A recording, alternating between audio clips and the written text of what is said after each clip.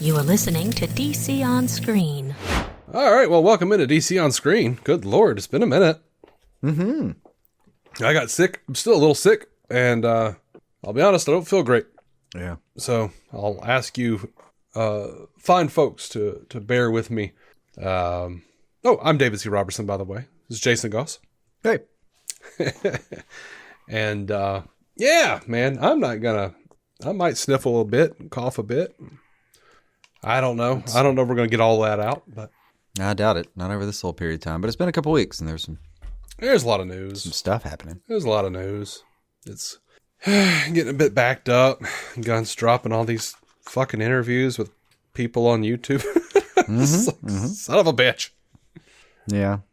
Just when you thought you might get out of the media frenzy, he's like, nope, I got some time at home. A little bit. So we're just going to dive in, and it's a little bit all over the place because now we're in a position that he's introduced. Spoilers, by the way, if you haven't seen Peacemaker, he has introduced this concept of salvation to the DCU, and salvation is going to have far-reaching implications for every damn thing.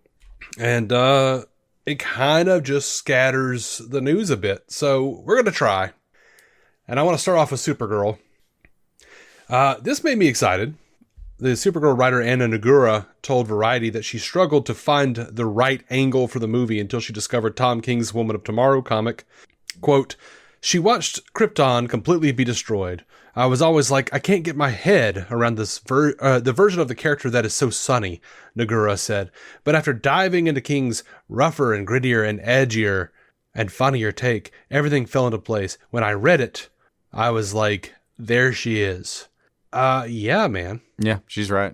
And like, I know what moment I feel like I know what page maybe she's going for. Like, you remember a spot in there where it says, she watched her race die for a third time. She was 14 years old. And it's a through line about she watched her race die. She was 6 or whatever. And like, she watched her race die for the second time. She was 9. She watched her race die for the third. She was 14. It's man, King's really good at that kind of shit. But it sure as hell hits. It's hard to read her and think you're going to find like the bright and sunny lady that we'd see on like, even some of the animated movies we watched. Yeah. I kind of just like Supergirl all over the place. But but I do love the version of her in Woman of Tomorrow as well. And I think she might be my favorite version of Supergirl so far. So I'm excited about this. Well, we've been doing this long enough that like when I say my favorite version, there's almost an implied right now. The one that I'm very much hot on right now is the same. Yeah, Tom King's was fucking amazing. Yeah. So he did the same thing with Mr. Miracle. No one's going to think about Mr. Miracle for the next 5 or 10 years without thinking about what he did there. Yeah. Like, you flavor it for a while. That's right. Look, I think when I got into comics, Supergirl was not a thing except for this weird whatever clone matrix thing, whatever it was in the Triangle era. I can't remember what she was. She was some sort of she wasn't Supergirl. She took on scientified. Dude, she was like fucking Lex Luthor, and he was like Lex Luthor in a young clone body and calling himself Lex Jr. and he had an Australian accent and a big mane of red hair, and it was fucking weird. And right. She was dressed up like a Supergirl that we would know, but she wasn't really Supergirl. She was some sort of like formless being who was a shapeshifter, who was part of something called the Matrix. I don't know, or created by something called the Matrix. I don't remember. But at the time, they were real heavy on the idea that Superman was the last Kryptonian. Oh, so they had to retcon ways to make her not quite Kryptonian and all that. Right. And she was Supergirl for a long time. And look, it wasn't a bad take. Peter David did a fantastic run on her comic and, added spokes to the wheel that like they wound up using for Kara Zor-El when she actually did, show up in different places, including the CW Supergirl show. So, it wasn't all for naught, but, I was always kind of like, I like the cousin angle though. And then we got that in Superman, the animated series, and that was my favorite Supergirl for a long time. But yeah, I am a big fan of the CW Supergirl though. So, I mean, not really the show, but I liked her. Yeah, I get that. I think I'm used to the kind of like, quiet, like the quiet cartoony version that we were used to from the animated series for a minute. But, and the funny part, it's not like this one. It's not like his version just like fleshed it out more than I'm used to. I've seen her fleshed out many times. There's a lot of good stories about her. It's just that he told such a fucking compelling story with her. And he went into a side of her personality I don't think is used all that often. Yeah. It felt fresh and I liked it a lot. But it was also, there were elements of her that I could pick out those same elements in the CW Supergirl, the Melissa Benoist version of her as well. Mm-hmm. So yeah, I liked the King version. I think it did a good sort of an amalgamation while bringing something new. And I'm very excited to see that in movie form. That is probably the thing that I'm looking forward to most now. There's a scene that I think we'll get a version of somewhere. Mm-hmm. You remember, like, there's they do a lot of traveling in that book. Mm-hmm. I mean, it really is just a travel series. But like, there's a scene kind of like maybe at the first third-ish point where it's Supergirl. I forget who she's traveling with, and then Ruthie. Thank you. And then in the middle, there's just this big, boorish, monstery piece of shit, just being incredibly rude. Starts getting super aggressive with Ruthie, starts making threats and stuff, completely out of nowhere. Man's really needed to mind his business, and he just was really absolutely choosing some violence that day. There was no need for this kind of behavior. Mm-hmm. But it's handled very quietly. Everyone's very quiet. It's the part that I love so much is it's the writing over it, kind of the writing of the voiceover that is going through the series where she's describing, the changes she sees in Supergirl over the time. Mm-hmm. And like, she describes it as like, it wasn't flashy. It wasn't big, but it was violent. And like, there's just the guy's sitting there, he's being rude. And then one instant later, less than a flash of an eye, he is suddenly quiet and his nose is broken. Mm-hmm. And he doesn't even know what exactly happened, but he knows he needs to shut the fuck up. Because something in this room was bigger than him and wants him to do that. It is so fucking cool, man. Yeah, I love it. It's a great scene. I think we'll see like a version of that where she just kind of like quietly, without even really popping off who she is, just puts somebody in their fucking place. Mm-hmm. I'm just so excited about the movie and Momoa as Lobo, and I have seen some behind the scenes footage. Just kind of like little snippets of them, like from way far off, shooting some kind of action sequence with him. Mm-hmm. Couldn't even tell you what it was, except I know it was him and he was doing something. And I was just like, yeah. He didn't have to be doing much, man. Yeah. He looked like Lobo. Yeah. I know Momoa gets cast kind of as himself a good bit. Sure. And I don't think he has much range, but I think, this is a good place for him.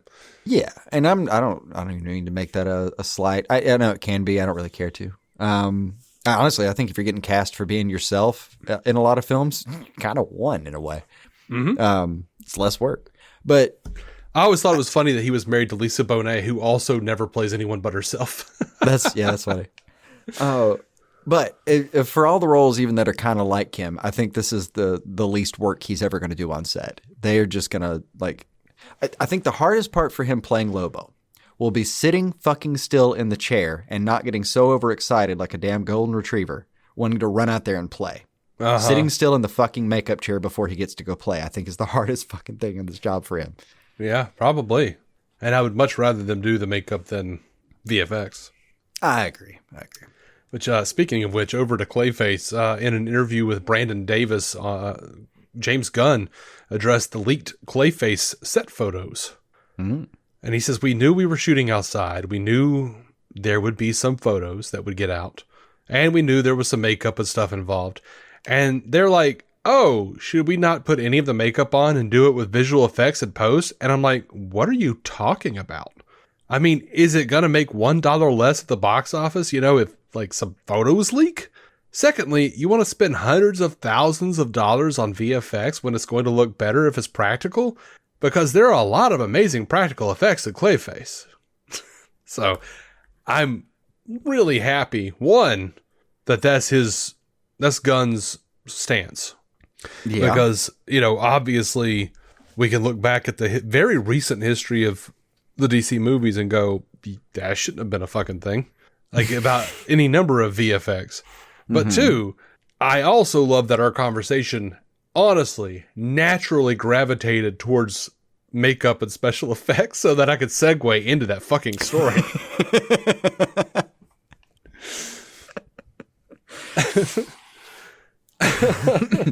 It's really more about your experience with the story than the story itself today on that one, but Yeah. you know. That was a shock. And speaking of great practical effects makeup, well, kind of. Or practical segues, we'll call them. Over to the Batman Part 2, Colin Farrell spoke with The Hollywood Reporter about his upcoming appearance in the Batman Part 2. And while keeping most details under wraps, he did reveal one unexpected bit about his involvement. Quote, "I've got an even smaller role in this one, but I'm okay with that. I've read the script from start to finish, and I can't say much about it, but it's deeper, scarier, the stakes are bigger. I'm really excited to see it." Are you disappointed that he's in it less? No. We not only predicted it, but I'm good with it. Yeah. He got his story. Yeah. And if you want this to be the Batman story, then you need to pull out a new villain. Because if there's anything about the Batman that we all know, it's that he has the best rogues gallery and all that. So, like, tell the story. I have seen a lot of pushback on it, though, because people are just like, oh, no, at the end of the Penguin, though, we see the bat signal. He's like, nothing's going to stop me now or whatever. And then we see the bat signal and we're like, oh, fuck. So they're leading to something, and it's got to be the Batman Part 2. Doesn't have to be. It doesn't have to be for that to be true. I mean, and truthfully, it doesn't. Like, his part in Batman 2 can be from a prison cell. I mean, we can jump ahead a little bit, and he got caught. Yeah, the first scene from the Batman Part 2 should be Batman just, like, walking away from chained up Penguin who's being carried away by the cops. That's it. Just be like, okay, well, cool. Someone stopped him. Like, fuck you. Yeah. Look, Taylor, if you want your sequel, I'll give you this. In the small time we get with the Penguin, whatever it is, I do hope that just because it would be emotionally great, what was his name? Vic, his friend in the show? The guy he killed? Yeah. Okay. I want to say Spoilers? Vic. Yeah. I don't remember, but he's dead, so I don't care. He's very dead. That man is not going to make it back. So if there's any shout out whatsoever, I would love it if this Batman gets a chance to make a dig about that. Like, gets to throw in some line about like, hey, I bet Vic thought he could trust you too, right? Like, the only sequel I would really love at all is to mention that major payoff in the series somewhere. Vic's death and what it must have done. Like, it's the point of the whole fucking series is that we were supposed to care about him just long enough for him to turn on us and kill Vic. So, bring that up anywhere, and when I see him again, and I'm good. Yeah. Otherwise, we just have like the Penguin Part 2. Yeah, I don't want to do that. I mean, I wouldn't mind, but I'll tell you what I want. I want Selena and Sophia Falcone. I'm good with Penguin. Penguin can fuck off. Like, I've had enough. He's good. I liked him a lot. I loved him. Yeah. Like, I'm happy for him to be around as like a supporting character, but I feel like we've got his story. I know, y'all. I know. There's a lot more stories to tell in Gotham than just that one. Yeah, there's no need just because he's great to bring him back necessarily. And if you really show real strength, you need to be able to reload and fire. Like, or give him, hopefully do. Just give him a minute to like get his bearings in Gotham, become like the big bad that he wanted to become. So that like Part 3 or whatever, because we know there's a trilogy, supposedly. Yeah. Or maybe not even 2034. I don't know. Whatever they decide to do. 2034. Right. Oh, let's see. Oh, well, speaking to the Hollywood Reporter on the 2025 Emmy Awards red carpet. Yeah, that's right. We've been away for a while. Matt Reeves shared his reaction to giving Robert Pattinson the script for the Batman Part 2. Quote, I was super excited. I thought that he really would like it because the things that it does for his character, for Batman and for Bruce, I think has never been done before in this way. He also emphasized the importance of keeping the sequel's secrets under wraps, hinting at a complex and thrilling new chapter for The Dark Knight. That sounds pretty good. That's bold. That's a bold statement. It's never been done before.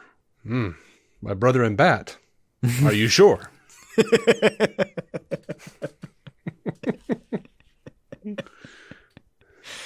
I think the concept has been broached, yes. I don't think we talked really about this at all. Gunn posting that the cover of the Man of Tomorrow script with the brain and everything. Did we talk about that at all? Like on the show? Yeah. Okay. So. All right. Well, I don't know if that means Brainiac, but Gunn did this interview with Charlie over on Emergency Awesome, and for some reason, Charlie decided not to post the interview. He just he did this weird thing where he just summarized it, and according to him, I did not hear Gunn say this, but according to him, Gunn did not confirm that the villain was Brainiac, but implied it probably was somehow. Again, I have no idea if that's true. Gunn shared the interview, so I have to assume he at least tangentially agreed with what the fuck Charlie said he said. Agreed with the qualified possibility that was maybe listed there? Yeah. In an interview with Rolling Stone, Gunn was asked whether Man of Tomorrow would reveal what happened to Peacemaker after the full Nelson cliffhanger. He says, no, but people should expect that the way that the military and Rick Flag and everybody are working together, and they've created a probably illegal prison for metahumans on another dimension, is going to be a part of the DCU stories going forward. It's not just a tertiary, this is Arkham. It is part of the stories. There's an escalating war, obviously, that's going on between the government and metahumans, and this is part of it. He describes... I only take issue with the word obviously in that sentence. That was one of the major things that we thought you might focus on, but I feel like that is genuinely big news. That's part of what he's going to focus on in a lot of the major overarching stories is a meta and human war. I would say... For me, I felt like the escalation was obvious, and that's where it was going. Obviously, I think it's definitely there. It's not that. It's just that you've got all these, hundreds of recognizable IPs to play with, dozens that are actually genuinely recognizable, and you can go 1,000 ways with this. Mm-hmm. Sure. So to hear that that's what Gunn really is thinking he's going to put his time into is, I don't know. I feel like if they were doing things like the Marvel universe, like the MCU, I feel like, and I'm not trying to be shitty about the MCU, but after all these years, I feel like I would half suspect, or at the very least, I wouldn't be shocked if I saw a stinger like Salvation, and then we just never went back to it. Like, because they do that. They will show you a stinger, and then you won't hear anything else about it. And you might hear a line where they were like, luckily someone put the kibosh on Rick Flag and his fucking Salvation bullshit. They barely got Chris Smith out of there. Yeah. And then you would have been like, I guess we're not doing that. Shitty and be like, yeah, you've seen stingers like the Eternals. Oh my God. And I loved the Eternals movie. I want more of the Eternals. 2.5 hour stinger with 2 stingers. Yes. Fucking Black Knight and everything. Oh my God. Why you got to bring up the Eternals to make me sad? Sorry, I thought it was good. I like the Eternals so much. I was like, this is so cool. They're just weaving so much fucking mythology into it. They're we're getting so much backstory on the MCU as a whole. But yeah, man, a lot of misposts that you and Kamal are just as angry. I promise. What? Or Kamal? Yeah. Oh, Kumail. I was like, hey, Kamala is upset about the fucking. Yeah. I think Kamel's mentioned that. I feel like that's the last several pull quotes I've seen out of him is how angry he is that all got left on the table. I was supposed to do 8 fucking movies or whatever it is. Yeah, absolutely. But now that you mentioned, I'm sure Kamala Harris is angry about the Eternals coming back. Probably. Yeah, the fucking night that she didn't get through that she didn't win, basically. Mm-hmm. She probably went, first the fucking Eternals and now this? Mm-hmm. Yeah. That was absolutely what she thought, I'm sure. Yeah. She'd gotten a text from Feige earlier that day confirming that they wouldn't be able to revive it. Yeah. Like, no, this was really what I was paying attention to today. Sorry. Damn it, Kevin. No. On the Ringerverse, James Gunn spoke about his deep connection to Lex Luthor. Noting that the villain is one of the characters he sees the most of himself in. What's most striking, though, is how Gunn's admiration for Luthor makes Man of Tomorrow sound less like a straight Superman sequel and more like a Lex Luthor story. As Gunn put it, he's, quote, interested in getting into the heart of Lex and seeing how he fits into all of this, getting to know Lex as more of a human being. Then when asked what excites him most about bringing Luthor to life in Man of Tomorrow and beyond, Gunn did not hold back. Quote, we saw a lot about the evil part of Lex. He's pretty evil.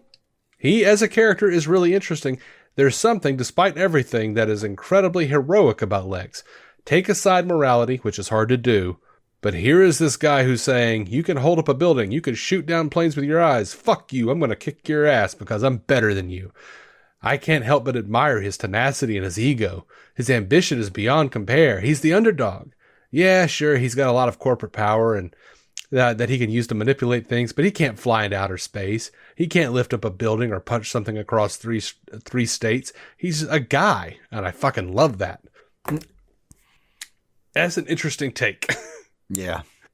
Gunn is just like, yeah, I like Lex. I'm like Lex. I'm like, all right. Are you sure, man? I'm not. I don't think I hate this. Hear me out though. Uh-huh. If you're James Gunn, You sure? you're kind of the big guy on campus right now, right? Yeah. I think if he related more to Superman than Luthor, just on a personal level, it would probably mean that he would be writing us worse stories. Yeah, probably. So I'm pretty sure that for us as viewers, this is great news Probably. because it means he'll continue to twist our emotions for years to come in a certain way. Yeah. I mean, also, who in their right mind would say like, yeah, I really identify with Superman. You're just going to be told to, shut up and sit down. You pompous motherfucker. You're like, mm-hmm. So actually, I think it was today on Reddit, a DC fan shared an image of a Superman costume display. This part of the Warner Brothers studio tour. Mm-hmm. And it's where David Cordsweat's Superman suit is supposed to be. But his suit is missing, and there was a sign in its place that said Superman costume currently being used by production.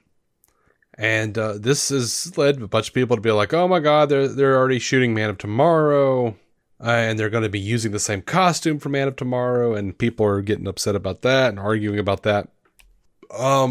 I need to point out, Man of Tomorrow has not even rolled cameras yet. Gunn just posted pictures of, his stack of cards of like where he draws out everything. yeah, They're not in production on Man of Tomorrow. no. Production does not kick off until sometime next year, which completely tracks because the film is not set to hit theaters until 2027. 27. Yeah. And He Gunn... is, to put it simply, still drawing pictures of what this will look like. Right. We're not to grabbing stuff off walls yet. Mm-hmm. So, Gunn recently said he just wrapped another draft of the script, the fourth draft, by the way, which means we're still very much in that pre-production shuffle papers and, argue over fucking fabric textures phase. Exactly. Can I ask you a quick pre-production question? Sure. Let's say they don't change the costume at all, the Superman costume. Mm-hmm. You'll say you tell me there will be bitching about that. Mm-hmm. Some people will be. Why? Where do you fall on that? Where do I fall? Okay. So I've seen one of the arguments I see is like, I hate the costume. I hope they change it. I don't want them to keep doing this fucking costume. Right. Like this particular one or just the idea of changing it? Well, I see like a group of people who hate the fucking costume and they want it to be changed. Then I see a group of people who are like, I like this costume. And the only reason they changed the costume in all these other movies is for toys, right? Right. And they're like, why would he change his costume? There are all these, and I don't understand either of these arguments because, he might wear the same costume for a while, but also like, I get tired of wearing the same shirt every fucking day. Like, I would like, as a person who is a creative and who gets tired of wearing the same shit every day, I would absolutely, if I was a superhero, want to have different versions of my costume. So it can be both. I could kind of get that, but the part of me that would be bothered by that is more like, cool, I would have like a few flavors in my closet. Right. But by the time you shot my first movie in whatever timeline I'm with, like by the time you met me in my universe, I already have all those. I didn't just go change them. Right. So where I fall is I think it would make sense if he had multiple costumes. I mean, he doesn't have to be like, whatever the fuck the like action figures do or used to do, where it's like flamethrower snow sled Batman or whatever. It doesn't have to be that, but at the same time, like as an action figure collector, yeah, I want a different version, Well, look, I would love this. I really do want this scene. Now that you're describing it, I want that way. I want Cornsweat to show up in a black Superman outfit. And then when asked why, just say, I'm not invisible. Sometimes I have to do stuff at night, yeah. Just a very practical matter. Like, yeah, it's a very bright blue. Sometimes I have to do stuff that's like, if you're Superman, it's not like you could infiltrate a base and just not be seen. It's just like, I had to go to this embassy thing. It's formal wear. yeah, that'd be cool too.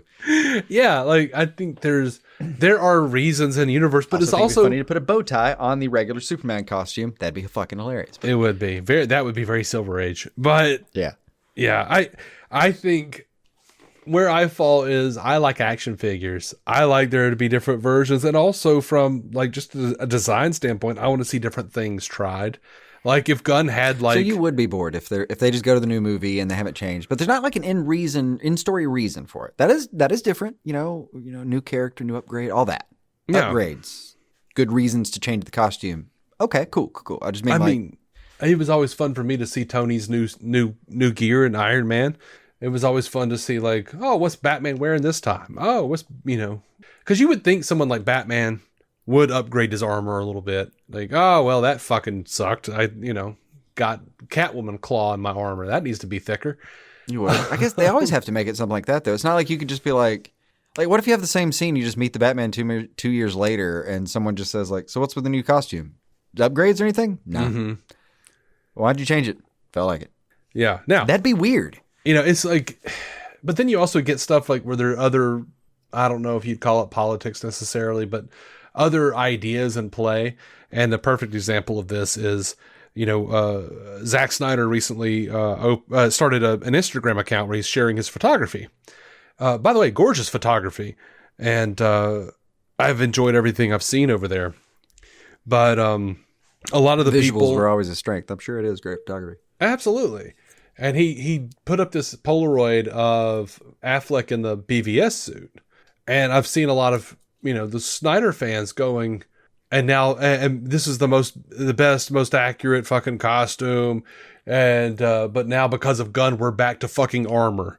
And I'm like, first of all, it was Matt Reeves that brought back the armor outside of the Snyderverse, but Zack Snyder went back to armor in Justice League because Batman did not have like the BVS suit in Justice League. He had fucking plating, like armor and shit. And I get it, he's fighting parademons. It made sense for the story, but like and by the way, that BVS suit is fucking just glorious and absolutely my favorite Batman suit. Yeah, in live action.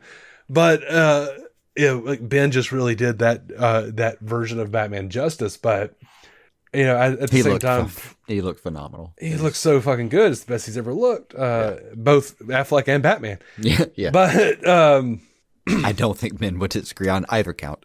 Yeah, but I also just think that like a lot of people are just taking some of this and just going like, oh well, we'll take what their preferences are outside of just the costume and pinning that into costume stuff, and that's kind of pull back on that too, y'all. Like, so now that I think about it, what's funny about somebody like James Bond, for instance? What's his costume?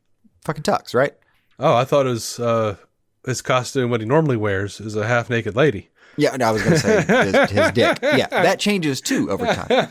It does.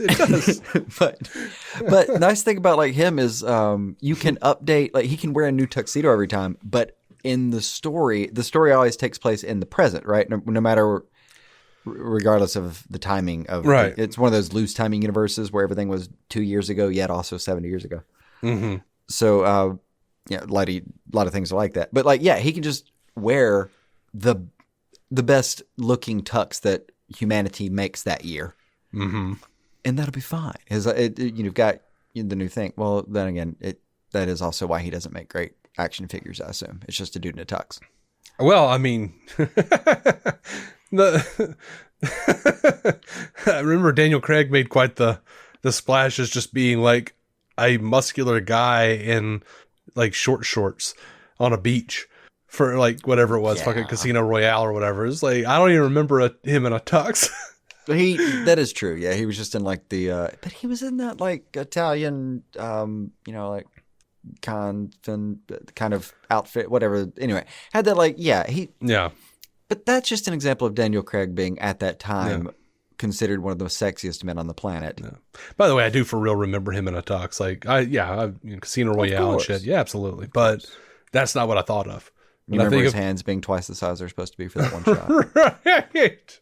It's one of those few scenes where you, like, as a straight man, I see Daniel Craig in his little swimsuit and go, girl, don't, you'll be a woman soon. Yeah. Yeah. It's like, oh my Lord. Yeah. It's like one of those Henry Cavill moments, for fuck's sake. Yeah. It was a... like Henry Cavill stealing fucking clothes off of a line, you know? Stealing clothes, stealing hetero statuses as he goes, whatever. Like, my card, my man card, there it goes. They're both gone. I can't remember. I think there was a period there where, like, I don't remember if Daniel Craig is. I don't remember if he's bisexual or not. Oh, I have no idea. I do vaguely remember a whole news cycle where that was kind of the speculation, I guess. I don't remember where any of that landed. I just remember it being in the news the second that he was. The funny part, though, was like it was at that time where he was the sexiest man on the planet. So, like, half the guys that I knew were like, I don't know, man. You tell me, though. What do you think? Like, we're a little bit interested in the problem. Yeah. So you're saying there's a chance kind of thing.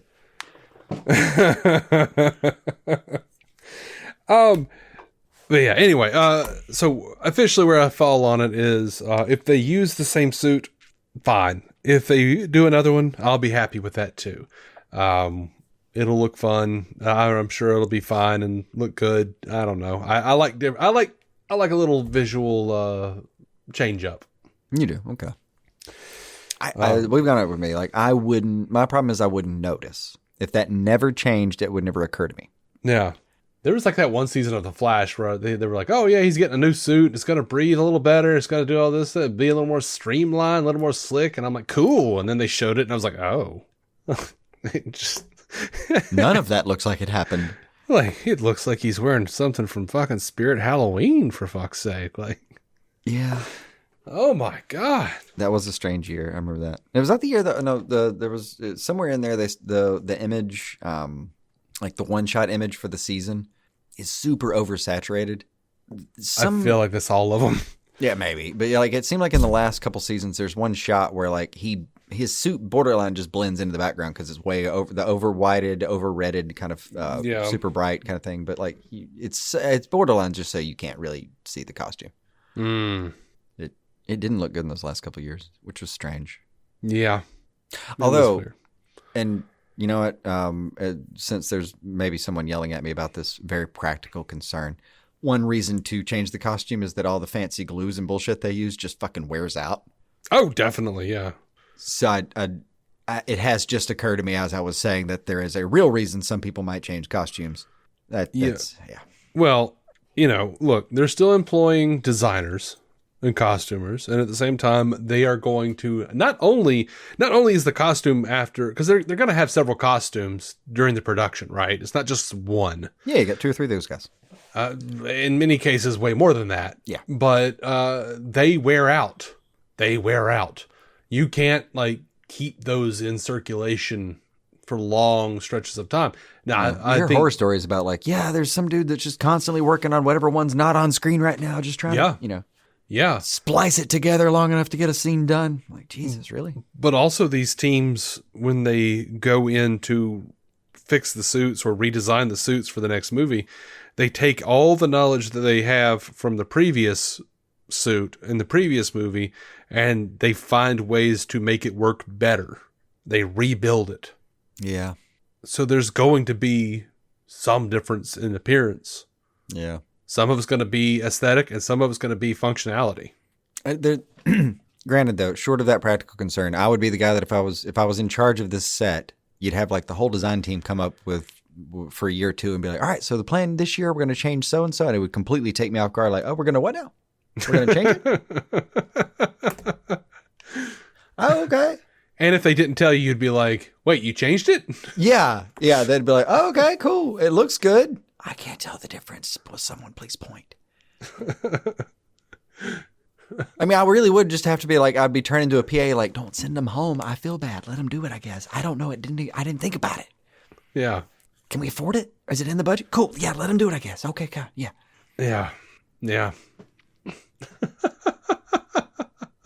Oh, it's not in the budget. Oh, shit. Now, I do wonder, like, because I'm guessing that they are just using it for costume design work, and it's all pre-production stuff, measurements and, adjustments and testing all the materials under lights and going into all that stuff.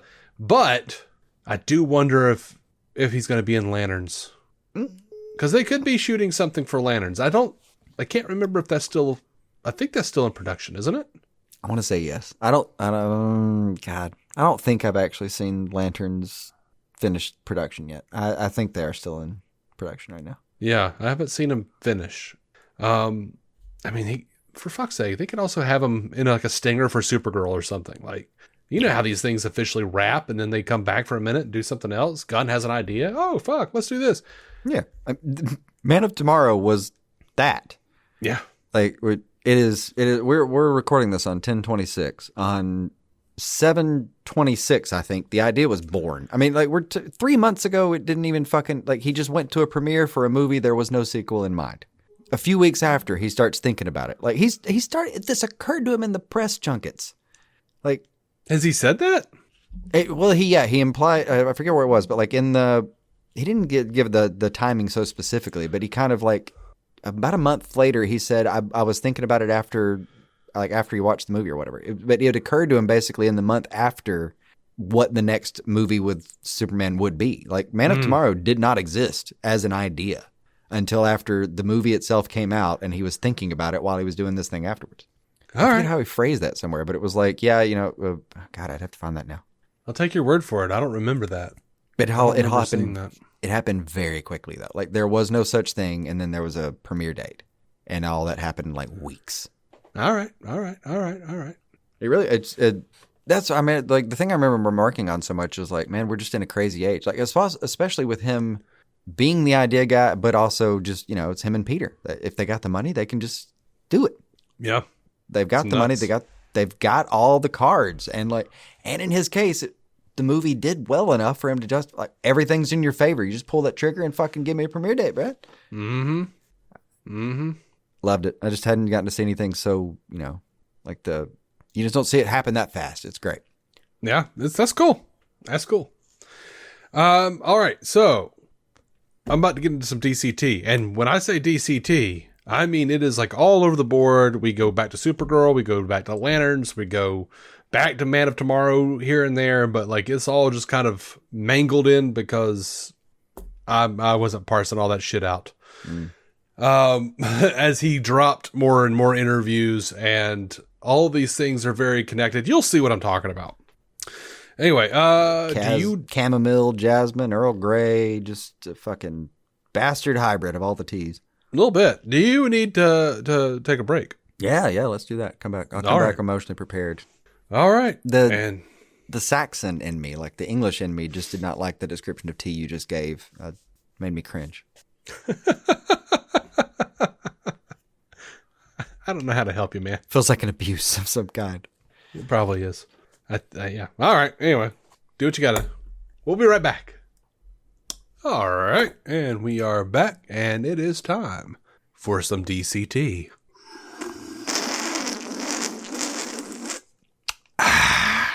That's a big slurp. Okay. Yeah, that was a big one. Mm-hmm. I just kind of felt like it had to keep going when I started doing it. Yeah. I'm sorry. No. I think that's just called being thirsty. Have you hydrated recently? Well, on my desk in front of me, I have a Diet Coke and I have 3 waters that are open. Well, I wander off and I get like a stroopwafel or something. Right. Tis the season. Sam's has them finally again. Right. And that requires a water. Yes, of course it does. Or coffee. And I don't have coffee right now. Would be delightful with a stroopwafel. It would. It's even got it on the fuck of the on the front of the fuck of the packaging. The front of the packaging. Well, the front of the packaging fucks is what you're thinking. Yeah. That's what Miss Slight.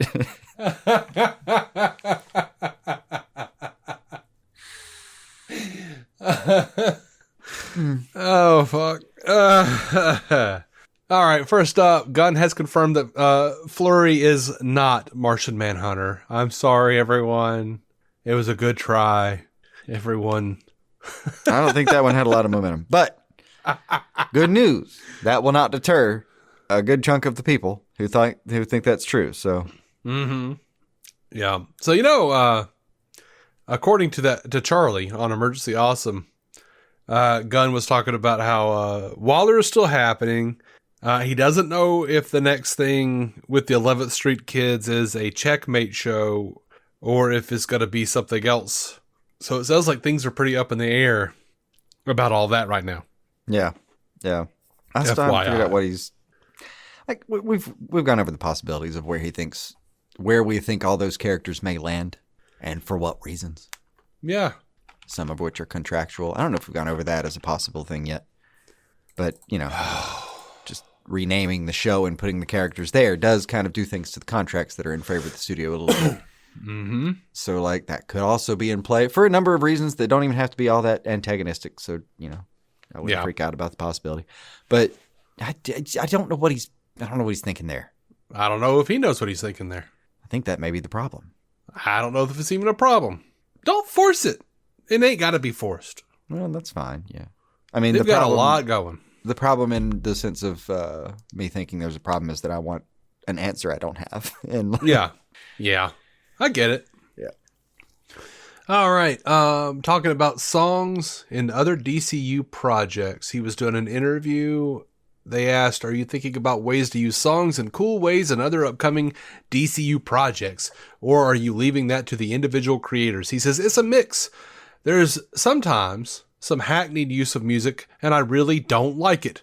I really don't need to hear Ballroom Blitz in another movie for as long as I live. Mm-hmm. Love the band, but don't need to hear a Ballroom Blitz in a movie ever again.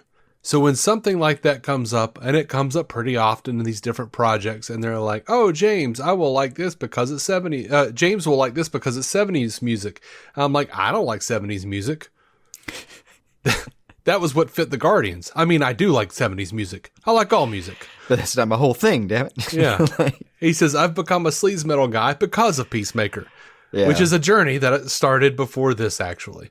But I'm really a punk rock guy. All day long, I've been listening to my 2025 list, which is a lot of Canadian punk band Pup and Irish punk band Sprints, and then also a lot of other modern alternative, a lot of hip hop. There's this guy named Russell. That's an amazing hip hop artist. There's a lot of cool stuff out. I don't understand half of that, but okay. Yeah. I think he's honestly just kind of word vomiting a bunch of genres and artists that are roughly what he's been going through on his playlist recently. Yeah. And I get it though. I mean, I wouldn't want to be so, he does, it gets pigeonholed because like, 70s music. That's great. Mm-hmm. Big role. Well, I mean, it's the same way everyone's like, oh God, he's going to do Superman. And it's all going to be a bunch of dick jokes and needle drops. And then it wasn't either of those things. And people are like, I knew it was going to be exactly what I thought. And that's, no, the fuck you didn't say. You said it was going to be this. Yeah. Yeah. I mean, that's the major social media problem in general has always been that there's no retractions printed to this kind of things. No retractions, and it's all hyperbole. Yeah. And even now, like, where would you find it? If in someone's feed they actually did post another, whatever you want to call, message later that said something that was like, I would like to retract my earlier statement. There were no dick jokes and needle drops in the Superman movie. You wouldn't find it. Yeah. Unless you're going there looking for it, and then that's just kind of psycho behavior. Yeah. They asked, in the upcoming stuff, the Supergirl movie and the HBO Max show Lanterns, are you thinking that way about songs? And he says, there are songs in both of those things, but I don't give a shit if there's songs in something or not. For me, I use songs like, listen, Superman to me was a score movie. That's just the one song. There's just the one song that is strangely probably the biggest sort of hit song I've had out of a show that wasn't Wigwam. You know, maybe Come and Get Your Love from the first Guardians, but everybody knew Come and Get Your Love. It was like a rediscovery of a song from a new perspective. Yeah, he just revived that one. Yeah. All right. So on the Peacemaker twist leading into the DCU, they asked regarding the vicious twist at the end of Peacemaker, the vicious twist at the end of Peacemaker from what seemed to be a happy ending. First of all, what's wrong with you? And Gunn said, listen, this journey's not done. Yeah. They said, what should people expect that thread to be enormous going forward? He says, yes. And they're like, so to be clear, you've made a key part of the DCU going forward about a government official abusing their power by having masked thugs come in the middle of the night and expel innocent people from the planet. Gunn grins. It's just totally fiction, Brian. This is like something that can never happen on our planet. Right. But that's the beauty of things like comic books. You can explore things that would never, ever happen on our world. Yeah. Brian says, this war, this thread, will we be seeing these this in things like Lanterns and Supergirl, or is this really your arc and not necessarily the larger arc? He says, no, both those things are worked in. We knew both of those stories were a part of what we originally put together, so they're part of the overall tapestry, but they're also their own thing. Supergirl especially is a space adventure. It's like Guardians. Lanterns is its own thing. There's just a longer sort of a bigger world we're building with all of these different pieces, and they do all come together and intersect sometimes in a story fashion, and sometimes just in a, here's another piece of the world fashion. Brian asks, are there other big arcs big for chance this? He's going to end up apologizing for his cousin's behavior to a bunch of people trying to put everyone in jail. Like, I'm just thinking about the last scene where he's like, yep, she's drunk too much. Mm-hmm. And then we're going to end up in a situation where they're like, yeah, we should, if we're going to end up with a meta war, she's going to be used. I think about the poster too, the lookout thing. Like, she's going to be used as an example of like, this is what happens when we, Supergirl. Yeah. Sorry. I was trying to figure out who she was. No, sorry. Supergirl. Yeah. Like, she's going to be used as like, yeah, we clearly can't trust these people. Look at all this, like this reckless fucking teen just destroying things. Yeah. I was like, I'll be quiet until there's a clue. Sorry. I started at kind of the lookout poster mentally and went backwards. Yeah. And came back. I hear you. He asked, are there other big arcs for this phase? He says, yeah. Lanterns is really important in setting things up. So keep that on your radar. Again, though, Lanterns is giant space cops. Yeah, but it's like a quiet detective show set on Earth for some reason. Yeah. The fuck are they doing? I'm trying to reimagine all these pieces as part of like a giant Salvation type story that he's grinning about. Mm-hmm. All the which ones are the mechanisms of power in that scenario? Yeah, I do. For anyone who's thought about it, just take a moment. Just have a moment of silence for anyone in a writer's room who's now looking at the world that we're living in and thinking that any of those stories they wrote a year ago that sounded outlandish are just, you're behind the 8 ball now, motherfucker. Mm-hmm. Like it's just. People having to rewrite whole seasons, I'm sure, because the anticipation's just gone. Yeah. What first started me thinking about it was the Daredevil writers. Mm-hmm. I don't think you really were paying attention to this last Daredevil Born Again thing, but yeah, like Fisk is very transparently a Trump figure. And yeah, just, I don't know what you're going to do with season 2. Good luck. Yeah. I don't envy that job. Yeah, no, I haven't paid attention to anything like that. I've just been kind of not watching Marvel. Yeah, you've been behind for quite some time. But they're just they're going to be one of many shows that have just sort of been like, that's the thing in writing. You're in a writer's room, you're trying to push the boundaries a little bit. Like, okay, what if we kind of did this, and it'll be a little bit like what's happening here, and you're trying to even kind of anticipate and push a little bit. And sometimes events push further than you can. Mm-hmm. Yeah, basically, I keep thinking like, oh yeah, I need to get back to Marvel, and then me and my wife were like, well, we're gonna watch English Teacher. All right, we'll do that. And then I finished that up and I was like, I might need to get back to Marvel. And then my wife was like, hey, what do you want to watch next? I was like, Malcolm in the Middle. That is typically what happens to you, though. Is like, you'll tell me, yeah, like even when you're actually, because most of the time when we talk, you'll not even be on the fence. You're just straight out, I'm not going to have time for that. Occasionally, you will cross over into like, yeah, I really should get that done territory. And then I'll leave that conversation. I'll come back about 3 weeks and casually be like, did you catch up on anything? No, we're on like season 3 of Rugrats. What? Not Rugrats. I wouldn't be against it, though. That's a pretty good show. just going down. I'm season 2 of Punky Brewster. It'll be something that I'm not. Yeah, I wasn't even aware happened. it was in the mix. That has happened, actually. Yeah. Fucking episode, Cherry gets stuck in the fucking refrigerator. Yeah, playing hide and seek. Yeah, that was terrifying. I don't know how it happens exactly. Like if I didn't know your viewing habits better, like how you go about watching things, I would almost borderline think that you just kind of like accidentally wandered into Tubi holes, like Tubi K-holes of some kind, and just been like, well, because it's a lot of classic TV that's just on loop over there. Well, look, okay, so English Teacher is a good show, and I liked the trailer a couple of years ago, and it's 2 seasons. They just put out the second season.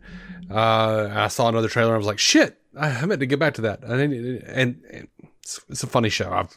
I'm completely unaware of it. I won't speak. I'm sure he is. Now, Malcolm in the Middle, that's a very specific thing that we wanted to watch because they are doing a revival series on Disney or something where they're all grown and everybody's coming back except for the one kid. Yeah. And they're actually like posting fucking set photos and shit now. So I'm like, God, we got to get that. We got to do that. Yeah.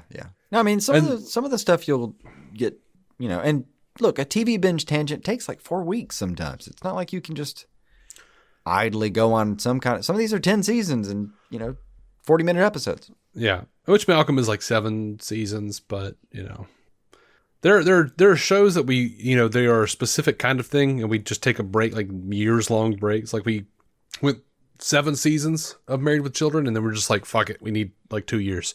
Yeah. Well, I mean, you're talking about we haven't watched Community in a while. It's almost time for another, refreshing.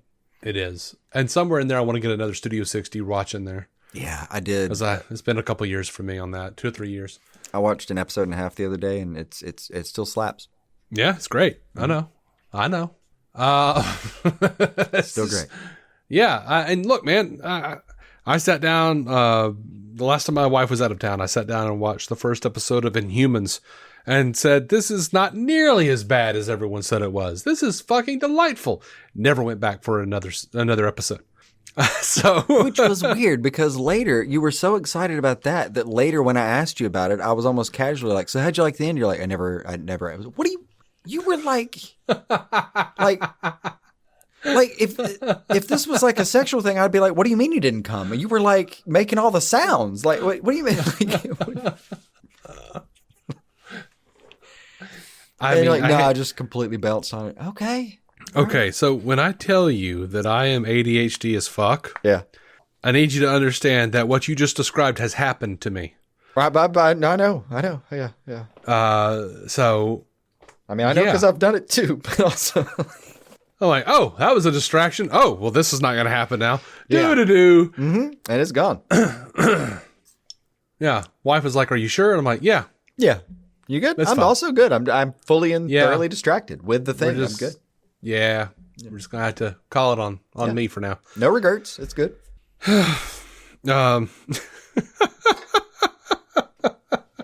Yes, absolutely a thing. Yeah. Absolutely a thing. And all I think it took was like for Inhumans. I was sitting there watching Inhumans, and I watched that first episode, and then Bethany called me, and I had a conversation with her. I was like, "Yeah, it's actually really good." Yeah, and then like I don't know what happened. All I know is a week went by, and I didn't get back to another episode, and now it's been months, and I still haven't seen it. Yeah. So whatever, man. I don't know the mists and whims by which your streaming access travels, man. I don't fully understand. It really does. It'll like a show that I haven't heard about in 20 years it is suddenly what you're going to watch. I don't know where that came in, and then something like Humans, I don't know where it bounced out. I think you may be getting abducted. Now that I'm saying it out loud, that seems like a pretty good explanation, actually. No, I mean, You just come a back lot with of missing it is, time and a new interest. well, look, man, look here. Okay, like a perfect example is that show Dream On that I was telling you about. That was, I had not heard, like I had on occasion been like, oh yeah, I remember that show. Let me see if I can find it anywhere. And then I couldn't find it anywhere. I've done that. I've done exactly that with Dream On. So, you can't find it. You don't know anything about it. You're like, I don't, and by the way, that is one of the most infuriating shows. Because if you look up anything on the fucking show, on the internet while you're watching the show, like, oh, what made them do this? Oh, you can't find any information. It was never popular enough for them to like go into any detail online or in interviews, anything. Yeah. So they like, didn't have like a gotfuturama.com or something that was keeping it going. So like, I'm just like, there's not even a fucking wiki. Yeah. So I'm just like, I don't know what the decision-making process was behind anything. Which is just maddening for anyone in this day and age who is a television aficionado. Like I spend most of my time watching these shows on my phone, researching the episodes I'm watching. Yeah, running through the Wikipedia about the writers' rooms. I love that kind of shit. That's my jam. Mm-hmm. So I could not find that show for years, and then all of a sudden it's on Roku, on the Roku channel, and I'm like, everything gets dropped in my life. Everything. I'm just like, oh my God, this show. And that's what happens. Yeah. It's just like, cause I'm like, I don't know how long this is going to be there. Just the perfect storm hits and you gotta consume it while you can. Yeah. I don't know. I mean, if it disappears, my hope is that someone who had the Roku channel figured out how to pirate it. And then at some point I can have a copy of the damn show. That is true. It's I was going to say there's few things worse than like when you accident. I don't actually like to look at there's lists of what's going to expire on what service. I don't like to look at them. I almost just would rather be blindsided by whatever it is not being there when I go look for it later. It's also not all that interesting because it just shows up somewhere else most of the time. You just go look for it. It'll find it somewhere else. But occasionally run across one that does have a deadline. It's coming up and it's just a terrible feeling to know that you really only have 2 weeks this time to finish this series. It's the closest that most people at this point will ever experience to something like cable television. Mm-hmm. Oh, but dude, like a few years ago, I got like deep, like I just saw it randomly on a service and I got deep into watching fucking In the Heat of the Night. Yeah. I was just like, and I was obsessed. Of the guy?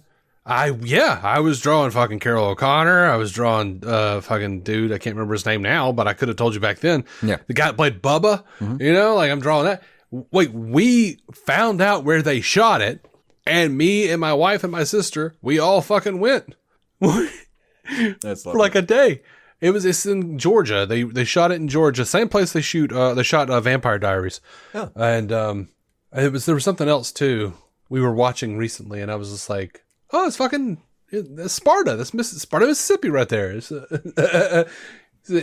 unmistakable. It's an unmistakable town. Once you recognize it, once you've been there and you walk around, and they're fucking like, the police station where they shot in the Heat of the Night is an actual like chamber of commerce or some shit. It's some building that you can't really go into and fuck around because it's like an official building. Oh, okay. But like they have just more than anything, like you go to their civic center and it's just like they've got like divided between Vampire Diaries and In the Heat of the Night. But it's kind of clear that they're like more into the Vampire Diaries because that's more of the tourist thing. Like, sure, yeah. Those people are, yeah. But yeah, dude, I was like totally into In the Heat of the Night, and I watched it growing up, and I just like as an adult came back to it. But like the last season was like a series of TV movies, and they were not available when I was watching, when I was binge watching In the Heat of the Night. Ooh.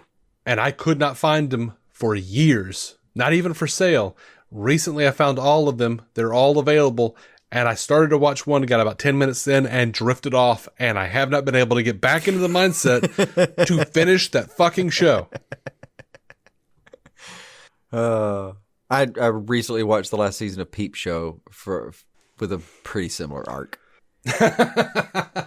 Wasn't available to me for forever. Finally showed up somewhere, and I went, "Oh my god!" And then forgot about it for like months, and then remembered. And I think I remembered and was like, "Holy shit, it's gonna vanish again! I have to binge it right now." Yep. So like, I'm actually scared to look up the In the Heat of the Before Night. I have to get BritBox. Season 8 / TV movies or whatever they're calling them. Yeah. I'm a little afraid to look. Are they gone again? Some poor kid's All going to be right. telling this story in 20 years about Futurama. Don't say that. I think Futurama's a big enough deal at this point. Not those fucking 4 DVD movies.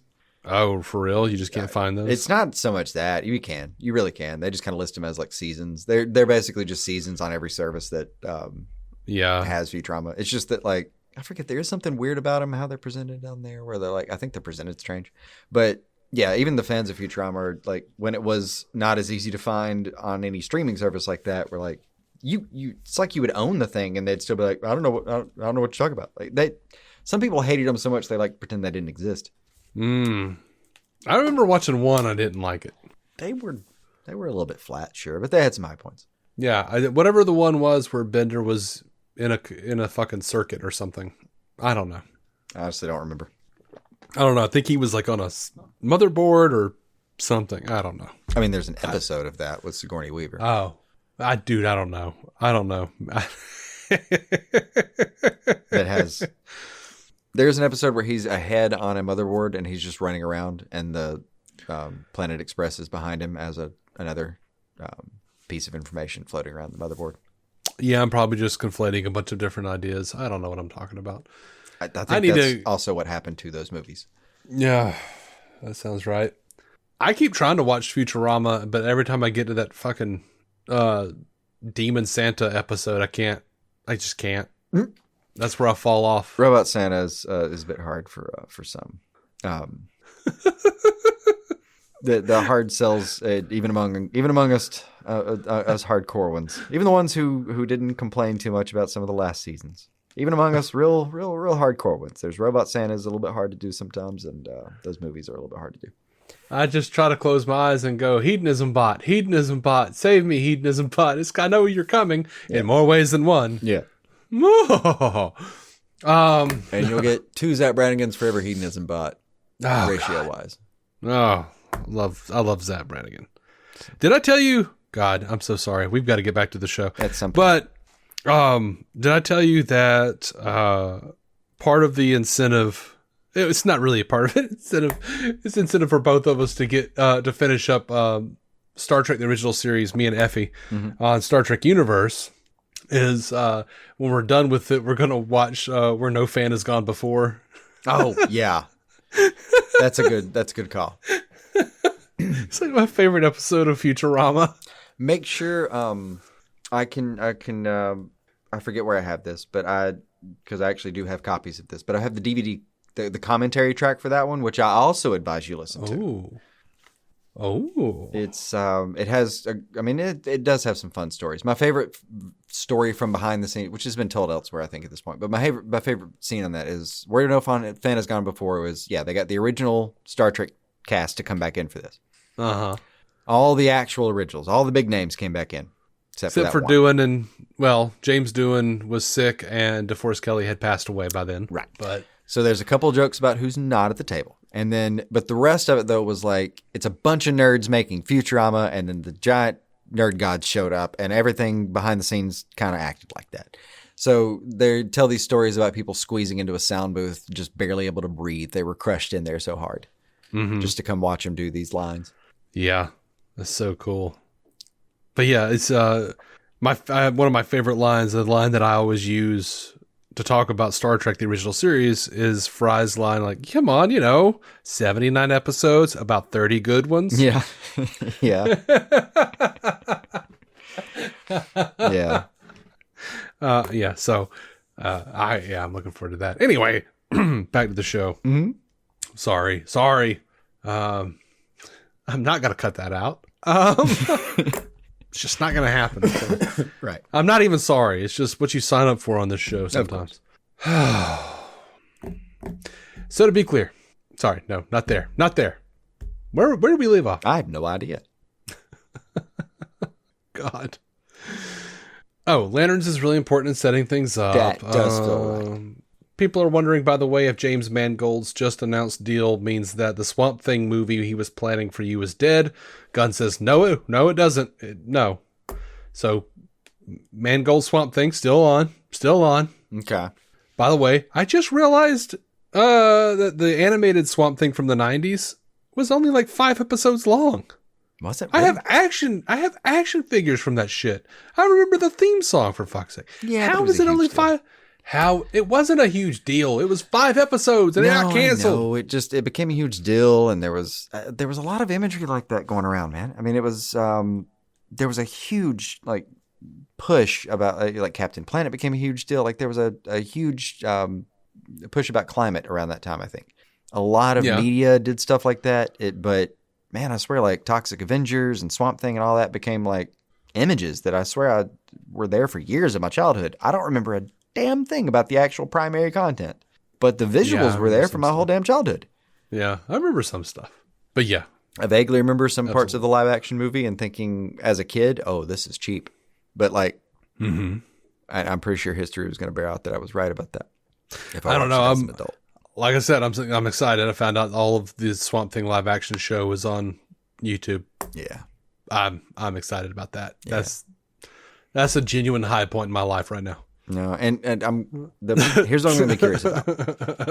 And I'm going to say this in a way it's going to sound shitty because it kind of is, but it kind of isn't. Sure. I'm going to wonder if you think it's better than what we watched a few years ago. Oh, okay. Let me put it to you like this. I've watched about the first 20 minutes of the first episode, and yes, it is awful, but it is awful in that I just found Swamp Thing playing on USA at like 11 o'clock at night, and I am watching the fuck out of this. Yeah, Weird Science area. Like, this is gonna be some cheese. Mm-hmm. I just cringed because they did like a whole monologue and Swamp Thing opened his eyes like we couldn't see him in that fucking bush. And I was like, this is infinitely more entertaining than the shit that was on that 2019 show. Yeah, okay. To me. I know people, it's a subjective thing. I know people who love that 2019 show. I fucking loathed it. It was too dark. Dude from the Postman, Turtle Soup. Oh, Miss Susie, whatever the fuck. Oh my God, I hated that shit. Yeah, my problem with the show was that it took your suspension of disbelief out back and fucking gave it for a few hours. Like it. I would have been fine with that if anything had fucking happened on any given episode. Like, it was just like nothing happened. It was just darkness and Abby looking sad and fucking Turtle Soup, and there was a lot of getting to stuff that never quite got to, but yeah, like it. Every episode would have something in it that just pulled you completely out of the show. And God, there were whole pieces of the premise of how they did that show that were kind of like that for me. Yeah, wasn't great. I'm going to be curious later about your overall take there, comparing them. Yeah, I mean, it's bad. Like the old one is bad and bad it's bad in the ways you expect, but also I have a nostalgic thing for it, so I'm going to like it a little bit more, and it's more entertaining because of the badness and the nostalgia than the newer one. The newer one had higher production value, but also was apparently too fucking expensive, and I'm not even sure what the fuck happened with that. The corners were cut. Taxes, there was tax incentives that were taken away or something. I don't know. Also Virginia Madsen. Just Virginia Madsen. But anyway, what am I saying? Oh yeah, they asked Gunn, so you're hopeful on Swamp Thing still? And he says, yeah, I mean, yeah, totally, absolutely, yeah, we've talked to him, he's still invested, so we'll see. Some things take a long time, we'll see what happens. Let's see, Gunn knows what comes next. When asked what determines which DCU projects he will personally direct, Gunn pointed to Man of Tomorrow, an idea he's had for a long time, he said. Which is completely contradictory to what you were saying. Mm-hmm. I did not remember this was in my show notes, by the way. So I wasn't being vindictive and being like, well, I guess we'll see in a minute. Yeah. Not at all. I was shocked that this is here. He went on to tease that he already knows his next few directing gigs. Mm-hmm. Quote, honestly, I think I know the next few I'm directing. I already know. These projects, while not announced, are all tied to a larger story that grows out of the Peacemaker Season 2 finale. It's a part of the plan of the DCU. There is one big story. On the one hand, everything is going to be okay to watch by itself, but also there's a bigger story being told that involves, say, salvation. So that story involves Rick Flag and involves Lex and Superman. So there's these movies that I'm going to be directing. That's the plan right now, at least. I may get so fucking tired that I cannot do it because I'm pretty tired. But we'll see. But there is a plan. There is a plan that I'm going to do. You know, it's a couple more at least. Mm-hmm. He also spoke about a major shift coming to the DCU projects. He is not directing himself.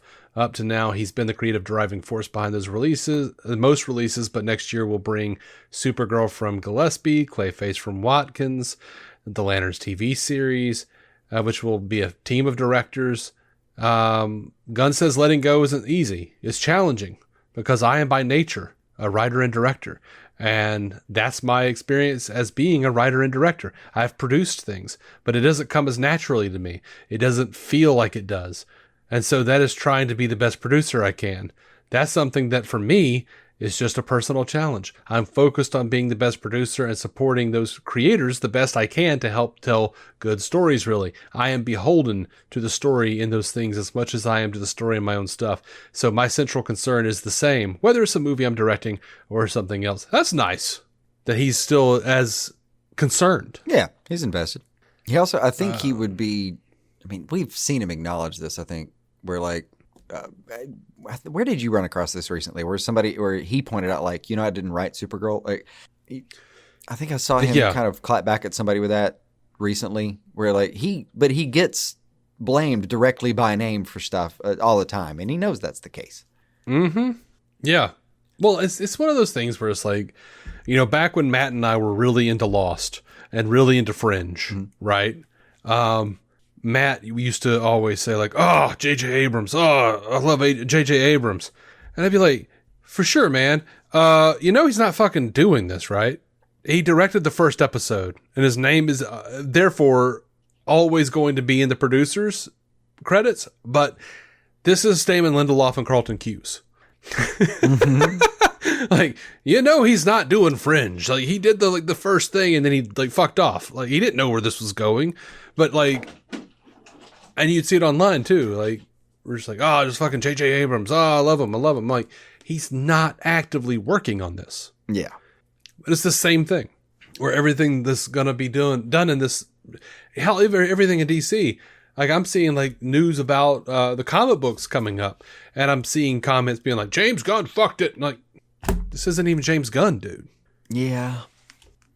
Yeah. I mean, I do Jim wonder. Lee is running that shit. I know. Like, I wonder, that's got to be some, like, it's got to be tough to compartmentalize if you're him. Like, you can't overreach now onto other people's projects just because you're going to be blamed for it. Mm-hmm. Like, you've still got to let your people have their space, and you know what it's like to need your space if you're him. So, like, that's got to be hard to navigate. Yeah. Some days, especially Absolutely. if it's going poorly. Now, it has been interesting, though. Like, we haven't heard that does go poorly in particular, but we have heard that projects don't work out. I mean, a couple of these scripts, he's said very openly, like, hey, the script's not where we want it. Mm-hmm. And then, has later said, hey, it never did get where we wanted it. Like, public facingly, there's some kind of system here. Yeah. And look, I would much rather it be that situation because the last thing, like, if Gunn had been in charge, I'd tell you what, Black Adam would not be a thing. Yeah. Yeah. Shazam, Fury of the Gods would not be a thing. Yeah. The Flash might have been a thing, but it wouldn't have been what it was. Well, I think it would have I know what it would have, like, it, at a certain level, Flash would have happened 4 years before it did. Probably. Literally, maybe 4. Yeah, you're right, maybe more. But still, yeah, a portion of a decade before it happened.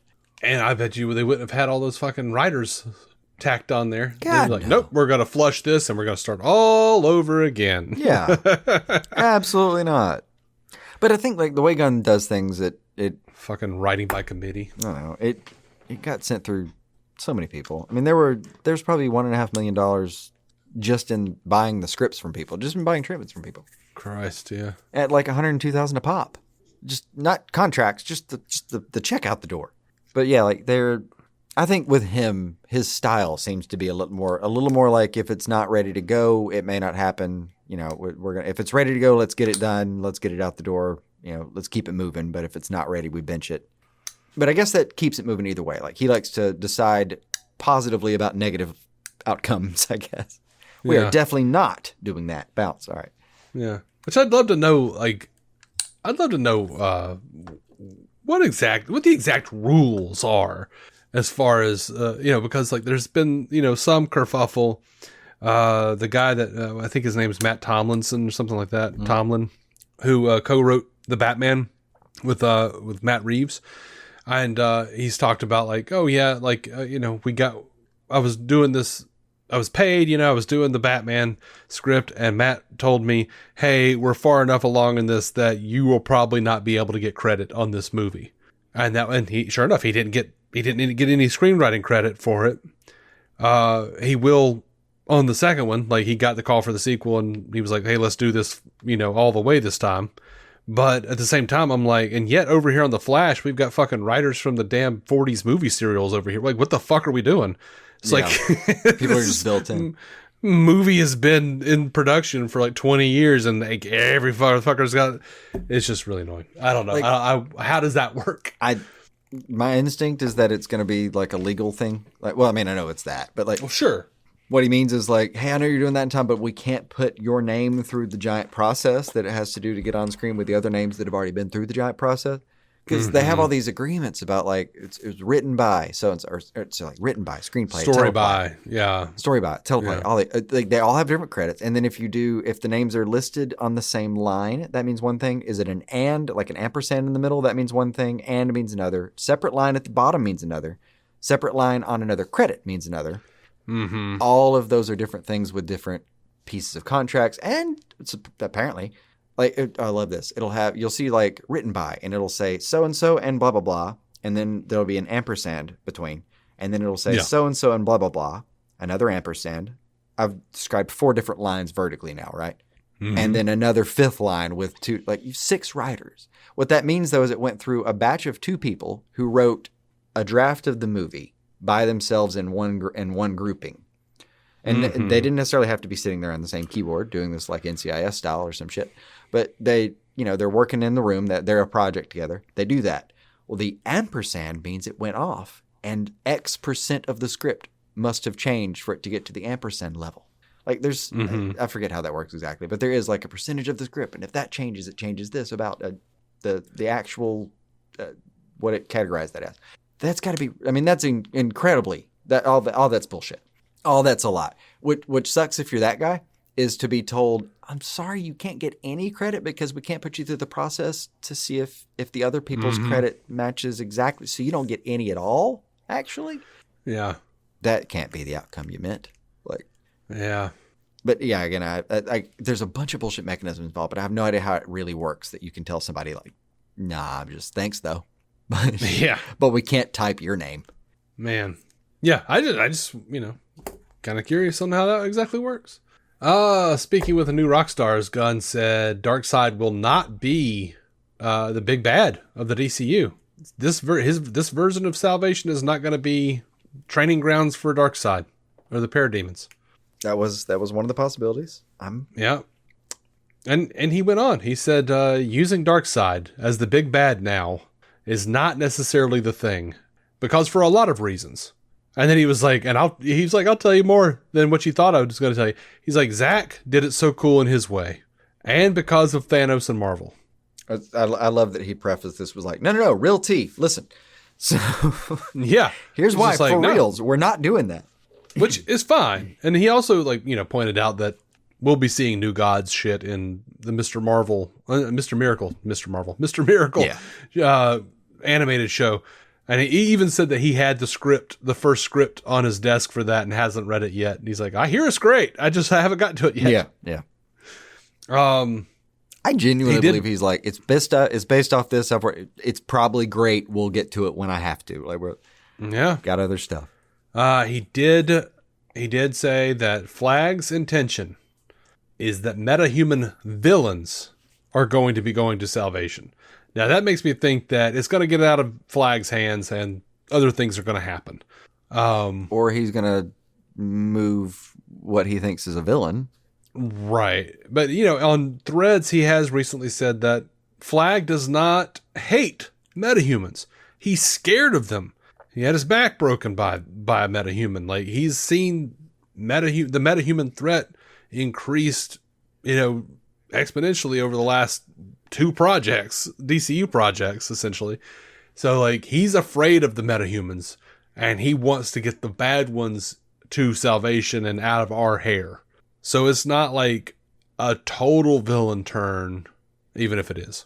I mean, at least in his mind, he's justified. Yeah, I think the way we got to know Flag and all the stuff we've seen him go through, I don't think Gunn's going to let us completely untether from him. Mm-hmm. We're going to see that this is, from his perspective, still what he thinks is a good idea, and that all these are calculated sacrifices and all that kind of crap. But like, you're the bad guy. So, I don't know how long that'll take. I really don't know when it'll be exactly either. I'm going to be curious about whether it's more him just souring more on us, or if they'll take it out of his hands. Which one will happen first? I think both at some point, though. What are we talking about? Well, Flag, as far as like him getting more and more villainy on us, I think he's probably going to go a little further than he thinks he was going to go. He already has. We watched the Coke binge, and then we're going to see him go a little bit further, and then I think it's just still going to be taken from him even past that. Like, they're going to push it straight into we're going to have to put away Superman. Let's just get all of them gone. Well, I mean, look, if that's what we're talking about for Man of Tomorrow to some degree. I don't know.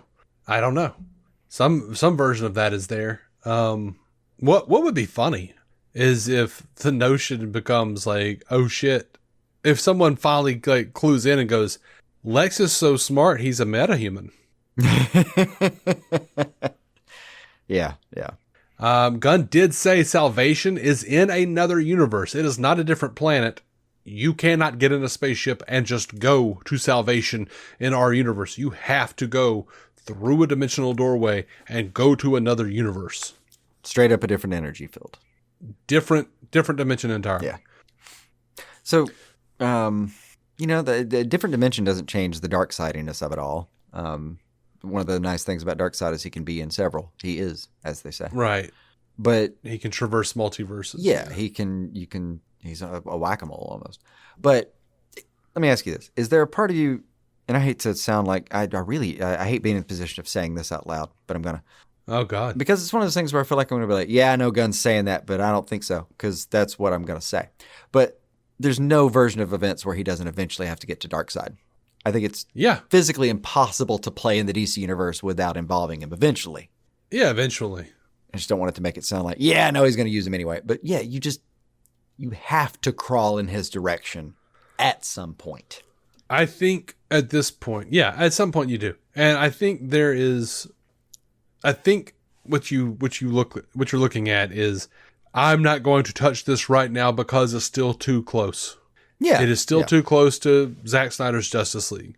It's not that like, it's not as it's been painted that he was like, I'm scared to do it because Zack already did it so well. And that's one, you want to like fucking respect the last dude.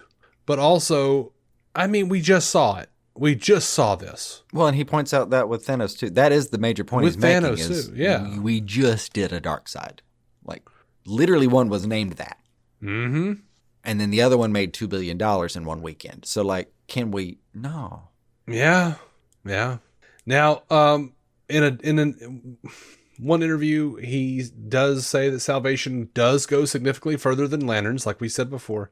But he has an interesting little like ending there where he says whether or not I'll be in charge or not. And a lot of people are kind of saying like, oh, it's a failure. It's not even a lot of people. It's, the normal people. The Snyder Hot. Yeah.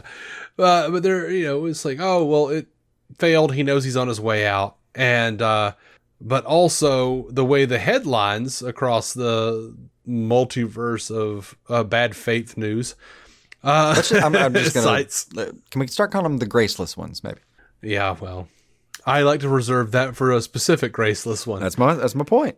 But, a lot of those are saying like, well, Gunn doesn't know what he's, about to face as far as the new merger. We don't know that merger is happening. It probably is happening with somebody. WBD has put out a big fucking for sale sign. Yeah. But, we've got Trump over here threatening and saying like, I don't know about this. Like, don't do this or you won't get permission. And WB is still saying, fuck you. That's not a good enough offer. Everybody's going back and forth right now. But absolutely, James Gunn has no fucking clue what's going to happen if there's a merger, first of all, because you just don't know. Mergers, they love to come in and just fuck with stuff that doesn't need to be fucked with. Yeah.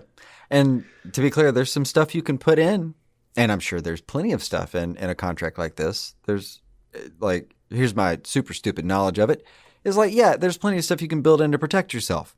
He's probably got a bunch of stuff in there about years, but like none of it will matter at all if you just shutter that version of things because you have the money in a merger to do that kind of thing. Mm-hmm. And like, even if he has something that says like, yeah, if this exists at all, it has to be in my name or whatever. There's also going to be a buyout. There is an amount of money moving around here that if you just really want to make it happen, you can make that go away and do it however you see fit. So he's going to be up against that as a possibility. No matter who buys it or if they do. Yep. And by the way, the fact that they put it up for sale at all, I think you just hinted at this. The fact that they put the for sale sign up at all means it's going to fucking stay up. Somebody's going to buy the goddamn thing as long as it can go through. And we are right now in a super merger friendly environment, to put it very mildly. So like it's going to sell. It's a matter of who. And like, he's not going to know anything more than we are. That's to some level. Even knowing his own contract, he will not know functionally more than we do at this stage. I think it'll wind up being Paramount, but cards are in their favor a little bit. Yeah, cards are in their favor. But look, the people who were bringing this up and saying that Gunn is out, his shit's done, they're kind of mixing it with Zach is now hinting that he's coming back. He's not fucking coming back. He's not. No.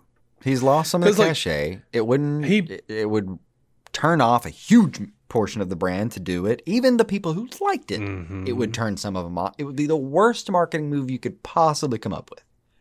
And yeah, I mean, people are saying like, "Oh my God, he just posted this picture of Cavill and it said Henry Cavill is Superman." And yeah, Henry Cavill is his Superman.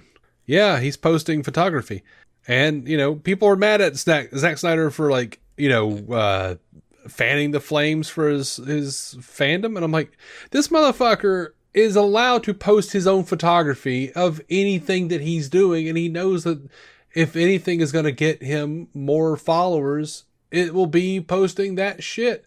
Why? Because Army of Dead and fucking Rebel Moon didn't do shit for real. Yeah. Like, I mean, like Army did okay, but I mean, look, it did all right. To put yourself in Snyder's position here, like you've got, like, even if you are being a little bit shitty about it, forgive him. Like, for real, you're. I don't think he is, actually. I don't really think he is, but even if he is being a bit sideways with it, I'm just sort of not, like, let him have it. Like, you had this universe, it got taken away a little bit. You don't have that much going on right this second. Even if you did, it wouldn't matter. How, like, the way it went out of his hands, how long are we all expecting him to just carry the torch for whomever is going to take it and be that goddamn magnanimous about the whole thing? I think I said that very poorly, but yeah, that fucking happy for everyone. Like, give him a fucking second. He's like, they used a personal tragedy and took a huge portion of the thing out of his control. Like, just he gets to be a little bit shitty every once in a while, even if that is what's happening. Yeah, and I don't even think he's being shitty. I just think he's like excited about a thing that he was excited about when he was making it, and even on our level, me and you, we get people from time to time who take stuff that we said way out of context. Oh, sure. Yeah. And at like, oh, we're doing, I'm like, no, motherfucker. No. So like, I don't know. I've never really blamed Zach for his stupid ass followers. The ones who were the loud and ignorant.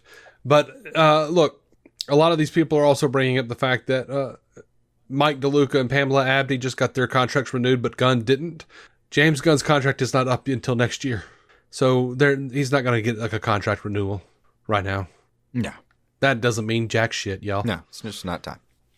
Abdi and DeLuca, their contract was before Gunn ever even got asked. So, what to tell you? Yeah. Actually, I do know what the fuck to tell you. I just told you. Yeah. That one's an easy one to not have to worry about. Someone asked Gunn, could Ultraman be on Salvation? They asked, in your mind, are black holes a way into another dimension? And could Ultraman be on Salvation? And Gunn didn't answer the first question, but he did say he could be on Salvation, but that would be quite a big coincidence. I mean, yeah. So I'm going to take that as a no. Yeah, I don't think he's there. As far as like Ultraman, where he physically is, have you done a still frame of the hole from the movie versus the hole from the last episode of Peacemaker? No. I have, and they look really fucking close. Like the coloring on the outside's the same. I don't know if that's intentional or not, or if that's just how holes look in this universe. But like it matches just fine. Let's put it that way. Yeah. I'll just say that those are not the holes I'm freeze framing at any given time. You're watching a cut that is not typically available and may be mislabeled. But like just to put it this way, No. if Ultraman is in one of the Peacemaker doors that we just looked at, it's that one, not this other one. Yeah. Or at the very least, that's the entrance to his universe. Or another entrance of, in a way I kind of see it as like whatever type of matter is being created in like this weird pocket universe with, I guess, a anti-proton river or whatever that's called. Yeah. Whatever physics happens on the other end of that black hole there, I figure it's something. And then whatever's on the other end of that door that Juno Master is about to fall into has happened to that universe as well. It's like in my head, there may be two doors to this, and there are other ways in kind of thing to that particular universe. But anyway, yeah, it's... Maybe. It could just be, it could be the same one, because Lex did have that note where he was like... Good job. Looks promising. Yeah. I genuinely think that if that's connected, that is interesting. But now that'll be weird, because like if it's connected, Gunn just said you have to have a door. Well, not in this case. In this case, well, I guess that's not true. Lex was using interdimensional doors to even get to where they just got, so that would still qualify. Yeah. All right. So, according to Charlie on on Emergency Awesome, he said Gunn said Mr. Miracle is probably coming around 2027. That's when we should expect it. Gunn explained why G.I. Robot was not in Peacemaker. He said he wrote Peacemaker and Superman, and they planned stuff out before Creature Commandos came out. He had no idea G.I. Robot will be as popular as he is. But they know now, and they are dealing with him. All right, I don't know why he took off like he did. There's some great lines. I don't know why it took off quite as much as it did. Maybe because he died a legend, Yeah, he came back though. I think it's because we're inundated with Nazis and he kills Nazis. This could be true. Yeah, it's some great pull. He's also just kind of adorable. He is. Had that relatability to him, that charm. David Harbour didn't hurt. Didn't hurt what? Wasn't that the voice? No. Was it not? Who was the voice? David Harbour was Frankenstein. My bad. Who was the voice of Robot? I think it was Sean Gunn. You're right. Okay, you're right. Yeah, I can hear that in his voice now. You're right. Yeah. Okay, so there was an interview with Bingeworthy. Andy Muschietti, reflecting on The Flash, said he's still proud of the film despite the criticism. And he said, many of the people, some of the harshest critics, never actually watched it. When asked whether the movie's reception shook his confidence, Muschietti replied, "No, we just moved on and understood that sometimes there's a headwind and a project that you dedicated a lot of work to, and we're very proud of it. I think it's a good movie." He also called out the tendency for online backlash to snowball. He says, quote, "A lot of people did not see it, but you know how things are these days. People don't see things, but they like to talk shit about it, and they like to jump on bandwagons. They don't really know. People are angry for reasons that are unrelated to these things. Addressing the film's struggles during its rollout, he acknowledged how Ezra Miller's controversies created added challenges. Of course, quote, "Of course, we had a publicity crisis with Ezra that is undeniable, and I'm not questioning that. But yeah, we love the movie, and actually, we really recommend it." I almost want to play a game at this point where I'll tell you at what juncture. Right now, he seems like he's making sense. Okay. I haven't so far bucked. I almost want to be like tap out when I'm like, okay. He also expressed gratitude for the studio's continued backing.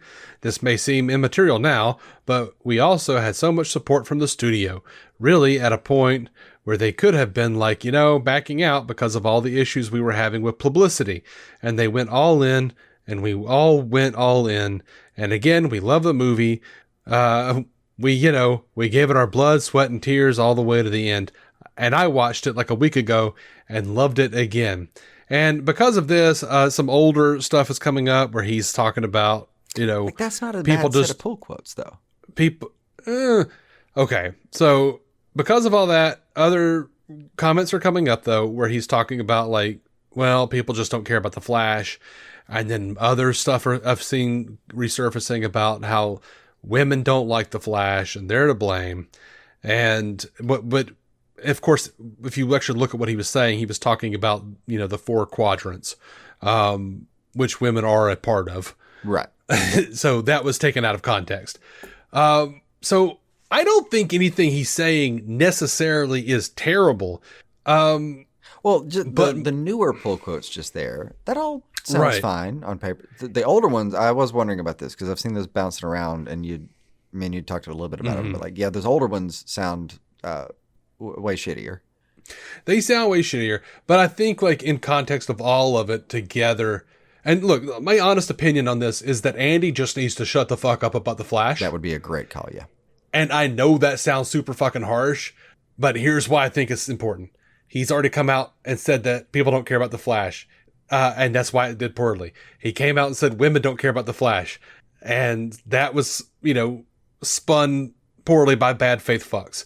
What he actually said is the character doesn't appear to the 4 quadrants, right? So, but now it seems like the rest he's of that blaming. Quote is it didn't appeal to the 4 quadrants, and then turns out we were going to have to get all the numbers we needed. It doesn't even make sense as a paragraph. But he also said but that's what I'm being told, right? And he never he's like, I'm just being told this. He's not taking responsibility. He's putting it on other people. And now he's blaming the way it's coming off and the way I'm seeing people taking it wholeheartedly. And this is not just Snyder Bros being Snyder Bros. This is a huge, huge swath of people didn't like this movie.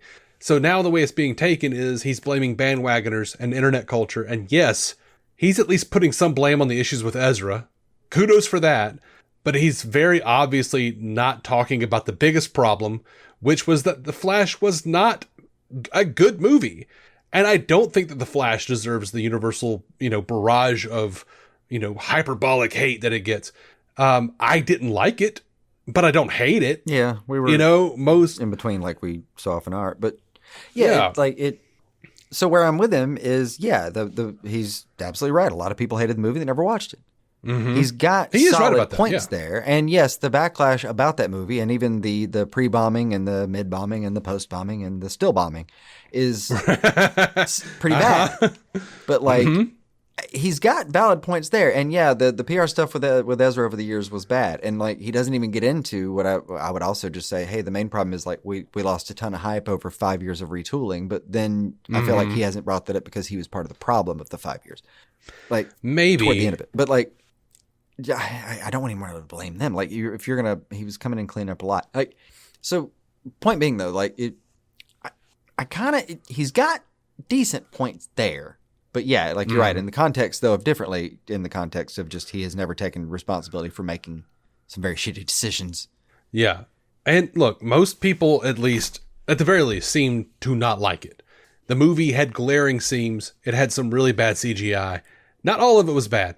It had well-documented reshoots upon reshoots and well-documented rewrites on top of rewrites. It was produced over the course of 3 or 4 different executive regimes. I don't even blame Muschietti for any of this shit. No. The changes that were made it to where the VFX companies literally did not have the time or manpower to make the shots look good. These things are not Andy Muschietti's fault. I feel for him on that. But the stuff that he's talking about, or rather the stuff that he's not talking about, is stuff that he cannot talk about because he is still under a fucking NDA. He is not going to give an honest answer about The Flash. He is not going to give an honest answer about his experiences working on that film because, one, he is still working for WBD. He is, in fact, on the circuit promoting the It TV show on HBO Max. He is still working on Batman the Brave and the Bold, and he does not want to get sued or fired. He would be in breach of contract. Do you guys remember like how for years after the fucking Suicide Squad, the first one came out, David Ayer said that the theatrical cut was his cut, and then all of a sudden, as if a fucking switch was flipped magically, he started telling the truth about the reshoots and the meddling of Jeff Johns, etc. What could that have because been? he was under fucking contract and his NDA expired and he could finally speak. And until that happens for Andy Muschietti.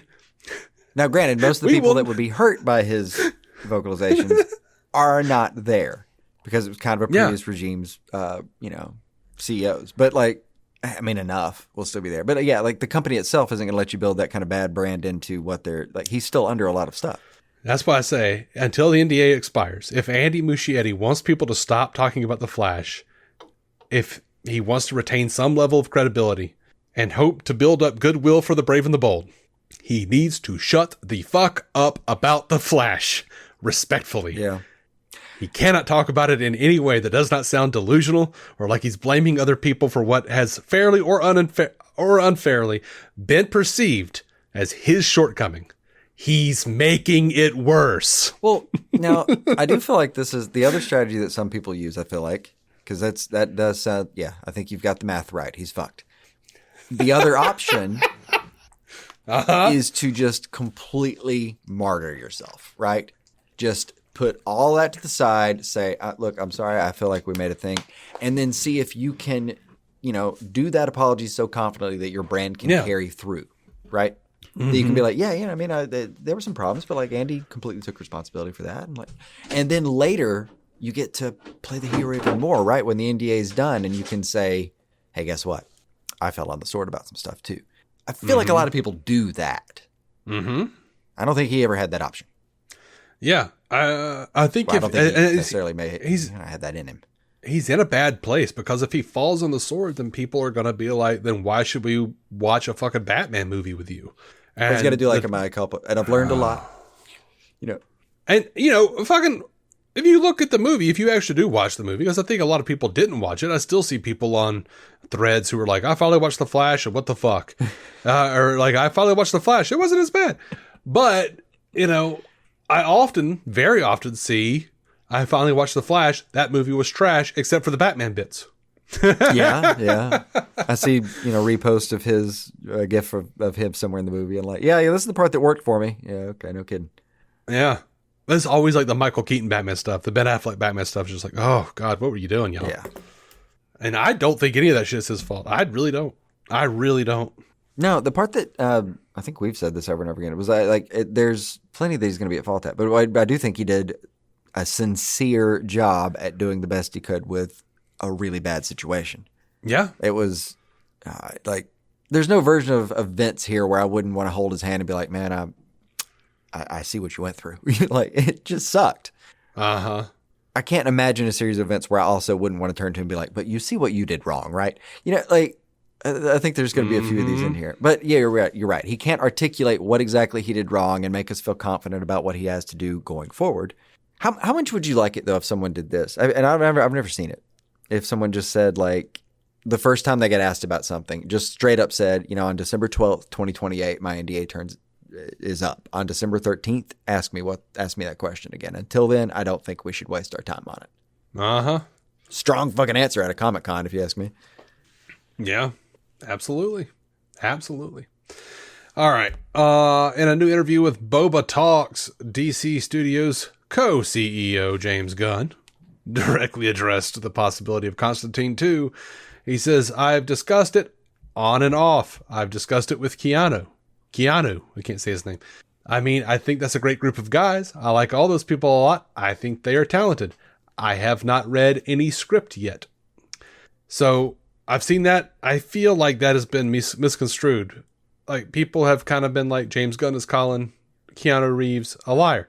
Now, what actually happened was shortly before that interview, in an interview with Fandango, Reeves was asked about the status of Constantine 2, and he said, fingers crossed, another draft of the script of the script came in. We're gonna take it to the studio, and hopefully they like it too. All right. Just because Keanu said that we are gonna take it to the studio, and hopefully they like it, one, doesn't mean that they've done it already. Two, they may have already done it, and James just hasn't read it yet. All James said is, I have not read any script yet. Yeah, I mean, it could be under the Mr. Miracle script. Under the Mr. Miracle script, he Could be on top of it. We don't know. He's actually got a Creature Commando script that he's got to read too, he said. True. So, He's been busy drawing all them pretty pictures for the stack of the Man of Tomorrow picture that you saw earlier. Right. Yeah. Man's busy. We're getting into the Brave and the Bold stuff now. Okay. When asked whether the Brave and the Bold will feature a Bruce Wayne in his 30s, James Gunn kept his cards close to the chest. Quote, no, I think you have to wait to see the movie. Some things have changed. Plenty of things are in flux on what his situation is with his parentage and all that stuff, as far as Damian's concerned, so I wouldn't take any of it. I think you have to wait to see exactly what's happening. Now, previously, Gunn has described Batman as, quote, a fucking maniac. Which, yes. Yeah. So maybe Gunn decided, Batman probably shouldn't be a father. I don't know. I kind of doubt that's what's happening. But the I'm the goddamn Batman version of Batman is the kind of person that I feel like Damian would actually take a note from, though. Yeah, Damian would. Yeah, for sure. Gunn did say, he's clear about the tone he wants to strike. He says he's not a campy Batman. I'm not interested in that. I'm not interested in a funny, campy Batman, really. So we're dealing with that. I think I have a way in, by the way. I think I really know what's in. I'm dealing with the writer to make sure that we can make it a reality. It's like, dude, it's so fucking clear he wants to talk about this thing so bad. He does. And I feel like even that is different verbiage than he used like months ago, where I don't feel like they had the in then when he was talking about it as much. He just didn't sound as excited, didn't sound like as pregnant with it, you know? Mm-hmm. He was recently talking to Tom Segura. I know. Controversy noted. Talking about fan debates surrounding Batman and the DCU. And he admitted that the intensity of online discourse can get uncomfortable. He says, there's a religious aspect to so much of this stuff that's very uncomfortable. Should Batman have white eyes? That's another big subject of conversation. And it's like, guys, that's really what matters? But those are the things they care about. And while he respects fans' attachments to certain versions of the character, Gunn made it clear his focus lies elsewhere. Quote, none of those things are what's most important to me. What matters is the character, the story, and I think we have a really, really good story now for what's happening with Batman. And it does say Gunn's comments aren't dismissive. They show that he understands why fans care so deeply about details like costume colors, but he's prioritizing substance over aesthetics. On Two Bears, One Cave, he reiterated that he won't greenlight a movie until the script is finished, blah, blah, blah. For Gunn, the story always comes first. He's still engaging with fans, but he's reasserting the boundary between creator and audience, something blurred by years of social media. Despite his own history with online toxicity, Gunn remains dedicated to telling meaningful stories rather than catering to whichever faction is loudest that week. He also pushed back against the idea that there's a quote-unquote correct Batman, saying, quote, I think that's one of the fun things about Batman. There are so many expressions of Batman that are cool, and different ways to access the character is one of the ways in which he's so iconic. So I don't think it's a matter of the blue and the gray or the black Batman. I think both those things are really cool. Then he says something very interesting. I'm starting to get like some flavor of characters in my head about what he might be thinking. Oh, try this flavor out. It says, as he brings the Gods and Monsters arc, he hinted that his own preference leans towards, quote, a supernatural Batman, adding, quote, "We've never seen Batman in sort of supernatural environment before." No. I mean, he's not supposed to have any powers of any kind, even magical. I mean, he gets some. Well, he does occasionally. Well, yeah, sometimes he knows some shit about magic. And, he does. I think he kind of. I don't know that he's talking about Batman being supernatural specifically. I think he might be talking about like Batman in a supernatural story, like the old comics where like he fights Dracula or some shit, like, or there's the great stuff where he teams up with Jason Blood and he's learned a little bit of magic to get by, to take down Clarion, or like that great story that they did in Cape Crusader recently, with fucking what was that guy? Gentleman Ghost or whatever the fuck it was. Now, I say that he wouldn't be someone that you would like. He's not going to pull up some like flashing lights and thaumaturgy during a fight or something like that. But I would imagine Batman being a man of practical means and he's got spells on Bruce Manor in the Batcave, or Wayne Manor in the Batcave. Bruce Manor. Want to make sure it dies with his generation. Nope, Bruce Manor. He's got I'm sure he's got defensive spells. Like it, I assume he'd have Constantine over to do this, or Zatanna to come over and just do a couple things. Oh no, man! You talking about Batman the Animated Series? He has Zatanna doing some spells on that dick. That is true. I forgot about that. Mm-hmm. He studied with Zatanna, for fuck's sake. He did. He learned some shit. I'm pretty sure.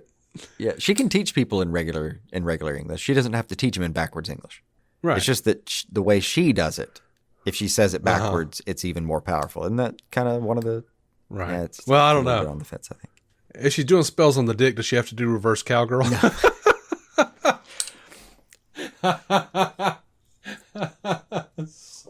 I'm sorry. A terrible person.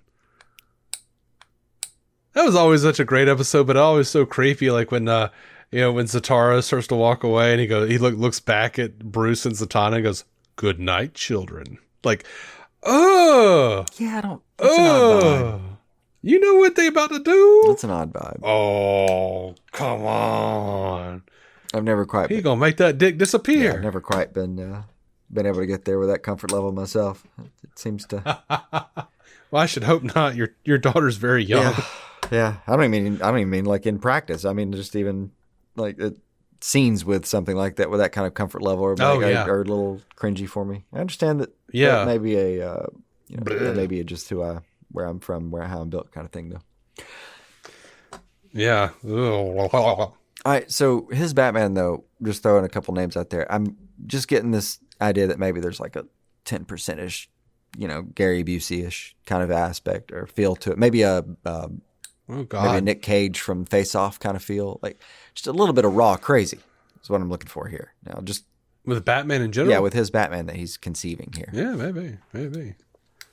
Just that absurd unpredictability. Visceral. Yeah, maybe. It would be funny. It would be very, very fucking funny if all of the people who have been yaying over Gunn, not doing Dark Knight Returns Batman, Frank Miller Batman, like Zach was doing. It would be funny if Gunn just decided to do All-Star. It was another Frank Miller Batman. Well, yeah. No, but that's the part that I'm starting to kind of vibe with is a little bit of the I want a little bit of explosive anger issues in my Batman. That sounds I could deal with some of that. That sounds pretty good. I don't mind it. I have my own version of Batman that I would love to write one day, and I don't think that, one, I don't think it's been done, and two, I don't think that anybody would enjoy it. Like, it's the best reason to write it, I think. I mean, you're talking like, Batman pissing himself levels of hatred, like from Widening Gyre or whatever. I forget where that's from. I do remember the explosion. It was a Kevin Smith. It was a Kevin Smith thing. The explosion releases his bladder. Yeah. I think what I've heard, it's a great reason to write it and at least show it to me. Yeah, right. Only have so many hours in a I day, know. man. But yeah, let's go on. Move on. On the Ringerverse, Gunn confirmed that the script for The Brave and the Bold is still being worked on. It hasn't been finished yet. He also addressed casting possibilities. Do I have any ideas about actors to play Batman? Absolutely, I do. I have guys I like. I have guys that are at the top of the list for me, just like I had people that were at the top of my list for Superman. But let me tell you something. They aren't David Cornsweet. They didn't get the job. Yeah. We'd have to screen test. We'd have to do the whole thing. It's unlikely that I'm going to hire someone like Sylvester Stallone as Batman. We're just hiring him. He's not going to audition. It's unlikely that Batman is going to be one of those guys. Yeah. But it is possible. Yeah. I mean, he has I know one actor. He says, I know one actor in particular who's a pretty big star who wants to be Batman. We've talked about it, but I'm not sure that's the case. He's also said that tons of stars have been bugging him wanting to play Batman. Yeah. I mean, it's going to be like, I'm just wondering if it's definitely Alan Rickson or if it's definitely he's just one of the other group. Like, we know about a couple that have reached out and said, I'd love to. Yeah. Oh, yeah. Yeah. We know about a few. There was Alan Richardson. There was, I think Lee Pace maybe said something he wanted. I think there was like there's some guy with a weird name that I can't remember ever. Yeah. Like a Sklenar or something. I don't know. The Skarsgård's up for a second. So. But you know what? I don't pay attention as much because like I don't generally take all that as like news when like an actor is just like, I want to be Batman. I'm like, fuck you. So does everyone. Yeah. Well, I'll see somebody at Lee Pace and think, well, fuck yeah, I'd do that in a heartbeat. Do it right now. Sign him up. Let's do it. But yeah, I can get in or out of whether it's a good idea. Like, yeah, of course. The most I do is go, I could see it. Yeah. The funny part though is like 70% of the names, let's call it, of the names that I see, I have to go look them up anyway. And then half that time at least, I don't even really know them once I've looked them up. Mm-hmm. There's a lot of stuff being made, and there's only so much time in the world now. Mm-hmm. When asked by a fan on Threads if Gunn had plans or any interest in bringing Catwoman to the DCU, Gunn said, "Oh, for sure." Now, according to Charlie on Emergency Awesome, again, it was a summary. Yeah, I didn't hear really Gunn want say to anything. see everything about how he left that sentence. You know? Yeah. According to Charlie on Emergency Awesome, Flash is still a couple of years away after Wonder Woman and will likely be Wally West. I mean, it's probably a good idea. Yeah. I think I'd go that direction too. I mean, if you're dealing with a universe that's already been around for a while, just go ahead and be like, hey, here's Wally. Barry died. Yeah. Why? Because we've gotten nothing but Barry for years now. Yeah. There's also, Flash and Green Lantern are two great examples of like, you got a couple to choose from, and they're all pretty great. Mm-hmm. No one's going to be mad about Wally. I really hope that the dude playing Hal, whose name I can never remember, the guy playing Hal over on Lanterns, I hope they don't make Hal the villain in Lanterns. I hope he doesn't turn out to be Parallax or some shit, like immediately. Like, can we get a little more Hal Jordan in the universe? Can we have like a conversation with another Lantern about how like his buddy Barry died or something? Like that would be like, I don't know, man. Okay. You just want to spend some time with him. I just want to spend some time. Just want to hang out with him a little bit. Also, I feel like if I'm watching, like when we were watching the Tomorrowverse stuff, which we do need to get back to, by the way, but because we still got a drought. We've still got some for a while here, or we're in it. We now, do. actually. Yeah. We're officially we just had to wrap this up, and I was gonna suggest to you that we hit back on the Tomorrowverse next episode. That sounds about right. Yeah, but one of the things that didn't really sit well with me was when they did that Beware My Power movie with Jon Stewart. He goes and he rescues Hal Jordan, and then like the bad guy, spoilers, is shown to be Hal Jordan. And I just like, I don't know this Hal Jordan. It doesn't mean anything to me. It's just, it feels hollow.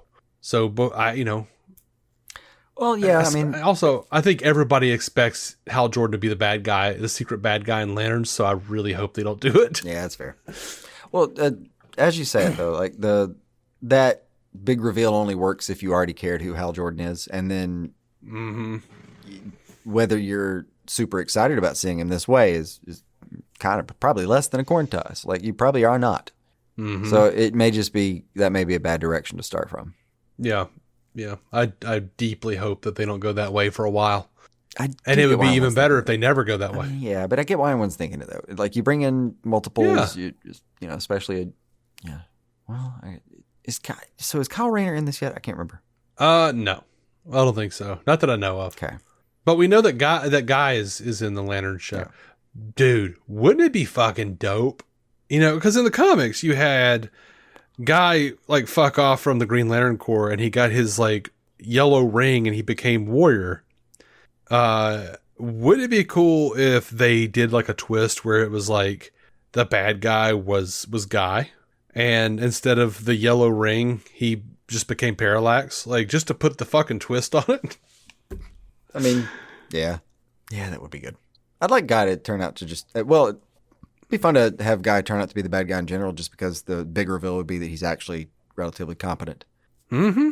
Like that's all he's been putting it on for all 762 women or whatever it was he said. 300 and something it was, I think. Yeah, far less. Now, okay, that makes more sense. But they have said that in the Lantern show, Guy is going to be humbled. Okay, that'd be good. Like Nathan Fillion has said that like there are some things that happen in the show that make him like step back as the character and go, oh fuck. So like that'd get him out of the haircut. Maybe he can go through a whole transition period. My God. I mean, I probably would. Dude, I probably would let him. I'm a 90s kid too, though. Like I'd fucking, man, if Guy like transitions into via Sinestro with the yellow ring or whatever, what have you, if Guy transitions into Warrior, fuck. Yeah. Like, well, so Ion though, like, mm-hmm. All right, do I have the mythology right? That's Kyle. I know, but like, do I have the mythology right that when he was Ion, that was, I mean, I know that every time they do this, it's like, oh, and you became this and you were the most powerful X of all time. But yeah, like Ion was supposed to be even more powerful than Parallax. Blah, blah, blah, blah, blah. But was Ion that was, I mean, he was like the torch bearer or whatever of the Guardians of the Universe, but like, was he more powerful than, I thought it was supposed to be, but Parallax? But I think that's like a de facto thing you say, is that everything was the most powerful at all times. Well, I mean, I question it because at some point Kyle was the White Lantern, and that was like the more powerful thing ever. Oh, okay. All right. So that might be a different part. All right. Then the other thing I was wondering though was when the Ion stage, was that a bad guy turn? The Ion? Yeah. No, I don't think so. That was a good guy turn? I think so. All right. I couldn't remember. Dude, it's hard to keep it all straight for me. Yeah. Clearly. I'm asking questions. But I couldn't remember if Ion actually turned into a bad guy at any point, or if it was just that mostly it made Parallax that big bad green guy. Let's see. As soon as sentient beings developed willpower, Ion was born from the green wavelength of the so-called emotional spectrum. Its existence has been kept a secret for eons, and it resided in the central battery on Oa to keep Parallax, the parasitic fear entity, also imprisoned there in check, as well as granting the Guardians of the Universe and their successive police forces, such as the Green Lantern Corps, a portion of its vast power. Okay. So I guess Kyle Rayner takes that that entity or whatever, that consciousness on at some point. After wandering throughout the cosmos, it eventually settled within Kyle Rayner as its host. All right. Yeah. So that was a thing. Everybody finds Kyle Rayner eventually. Dude, Kyle's a shit. He is. He actually does fascinate me about the whole, everything Gunn has going on with Lanterns. You know damn well he likes Kyle Rayner. He just, doesn't he feel like somebody, like he's got to be the right era for Gunn to have kind of. Feels that way. He would have been introduced at it, like, unless something kind of happened or there's something like kind of knacky about it that he just doesn't get along with. I feel like he must be into the character. Like, Kyle's going to show up some damn where and be probably pretty cool. If it turns out it's just not one of those characters that Gunn hates for whatever reason we haven't seen yet. Yeah. I can't remember anyone ever asking and him ever responding about whether or not he likes Kyle Rayner. You know, I feel like I've seen the question thrown out there, like in a thread kind of thing. But like, just in Yeah. a pile of questions. I'm going to ask James Gunn right now. Go for it. Throw it into the ever-growing heap of questions to see what gets pulled out. I mean, look, like he does. You throw 100 in there. Well, not 100. Like, I don't know what the actual ratio to questions asked to answered is, but throw them in there. Occasionally one gets pulled off. Oh, I am. Snagged.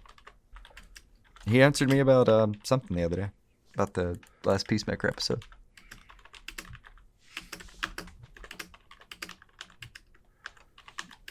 Da, da, da, da, da, da, da. It'd be kind of fun if he actually wound up messaging back while we were on the That'd show, be great.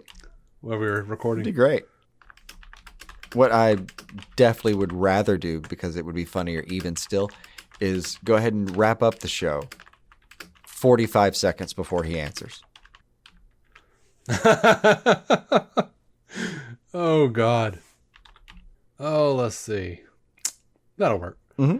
At James Gunn, we're recording right now, and we can't recall if you've ever answered this one. Do you like Kyle Rayner, and do you have any plans for him? We love you. Thanks. Yep. And we'll never see a word from it. No. Oh, what that guy's got going on. Mm-hmm. Anyway, yeah, I hope, because, look, With any luck, he I- just entered a bathroom or a car ride right now. I cannot personally say that I wasn't introduced to Hal Jordan first, because I was. My dad had an old Green Lantern comic. I have that Green Lantern comic now. It's downstairs. I absolutely was introduced to Hal first, but nevertheless, Kyle is my Green Lantern. He was the one I got into. I mean, he had gusto, was for a- lack of a better word. Yeah, like when I got into comics, it was, we were doing the Coast City thing with Hal, and all that shit was going down. So I knew Guy and I knew Hal. But when I got into Green Lantern for reals, it was Grant Morrison's JLA run, and it was Kyle Rayner, and it was Wally West. It was the Grant Morrison's JLA run, like 97 or whatever it was. So that's what I got into. And I love that he was a comic book artist. Yeah. Kyle. Yeah. He's also going to be the thing that So I'm I hope. so interested in with him in particular is in the books, he's got the most imaginative constructs. You just can have the most fun with him. Like, Hal keeps it pretty simple, right? I don't know what Jon Stewart does. He's I don't know if anyone's ever like given him like a flavor, like a Beatles kind of thing with his thing, but like Hal has always been characterized as keeping it simple. Guys seems to mostly be in it for the humor. Mm-hmm. And then Kyle Rayner's like, well, whatever I imagine, right? So he'll get creative with it. But that's been like a thing they've gone into some detail in the books a couple times. But anyway, whoever's having fun with the visuals here is just it's ripe for it. But it'll be a minute before they actually get in there. It will. I'm like, man, I want to see all the things. I want to see all the things. Okay.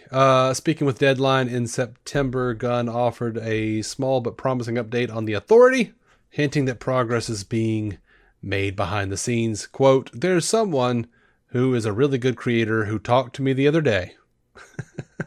When asked if the project initially announced as a DCU movie might become a series instead, he played coy. Quote, "Who knows?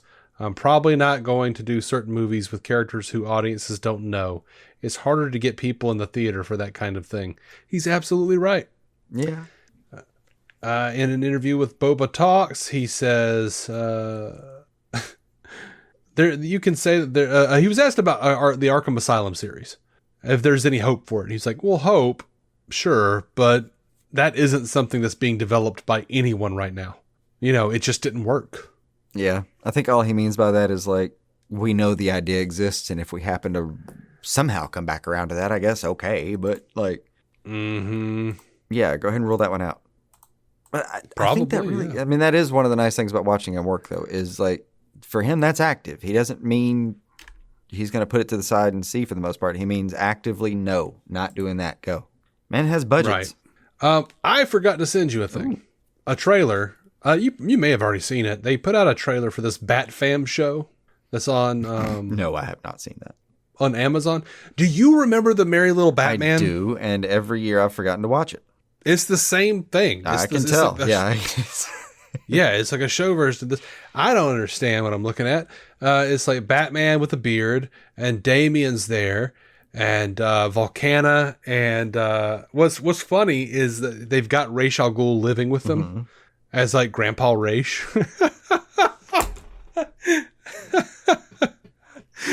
Look, man, people are playing their game where they're like, we don't get this, but we're getting this bullshit. And y'all, this doesn't work like that. But also, this looks fun. Like, stop being the pricks. Stop being pricks. It's not for you. Just don't watch it. Fuck off. I watched the trailer and I kind of laughed a lot. Still trying to get the trailer to play because things are having trouble. But you good. I feel like I'll know more after this Christmas. When does this come out? November 10th. Ah, damn. Okay. Well, that's on me. It's been out for 2 years, and I kept meaning to watch it for 2 Christmases, and I forgot. Yeah. I still haven't watched the movie. We should watch it. We should, but now I'm going to be annoyed that I have to watch it before actual Christmas because that breaks so many of my own traditions. I'm very stalwart about this. Yeah, you'll be fine. Damn it. So, it's going to be 10 episodes. It's a November 10th premiere date for all 10 episodes, by the way. And it's a follow-up to Merry Little Batman. It follows Batman, voiced by Luke Wilson, Alfred, voiced by James Cromwell. Fantastic cast already. Damian Wayne, who is no one I know. Giannis Kibrib, whatever. As they transform Wayne Manor into a home for an unconventional family. New residents include Alfred's free-spirited grandniece, Alicia Pennyworth, which is fucking hilarious because his niece was played by Alicia Silverstone. Alicia Silverstone in Batman and Robin. So his grandniece, Alicia Pennyworth, voiced by London Hughes, and a group of reformed supervillains. That's fun, too. Seeking a fresh start, including Man-Bat, voiced by Bobby Moynihan, and Claire Selton, also known as Volcana, voiced by Haley Chu. The series will also feature Damian's grandfather, Ra's al Ghul, voiced by Michael Binier, as a regular presence. The panel also confirmed appearances from other classic Gotham villains like Killer Croc, Solomon Grundy, Mad Hatter, with a guest voice cast that includes Kevin Michael Richardson and Diedrich Bader. What cast doesn't include Kevin Michael Richardson? And Diedrich Bader, for fuck's sake. Yeah, but I just watched this on mute, and he jumps on Clayface at some point with a sewer grate. And the sewer grate crushes out of the top of the sewer grate like Play-Doh, like when you squeeze it through. Oh, yeah. Like that was it was pretty funny. I did not expect to like any of the animation, but the animation actually looks pretty good. It looks fun. I thought it was going to be weird and jarring and kind of disjointed in a way that makes me feel uncomfortable. And it's not. It's very smooth and lively looking. Yeah. People are just upset for no reason. Kind of looks like it might be worth a shot. I mean, yeah, I'll have to pretend it's Christmas, I guess, for a second. It's on me, though. Like I said, I should have watched it last year like I was thinking, but I forgot. Yeah, it'll be all right. It'll be all right. I swear. Promise. This is exciting. I'm very excited about this. Anyway, Warner Brothers Animation and DC announced a major animated film project adapting the iconic 1990s comic book storyline Batman Nightfall.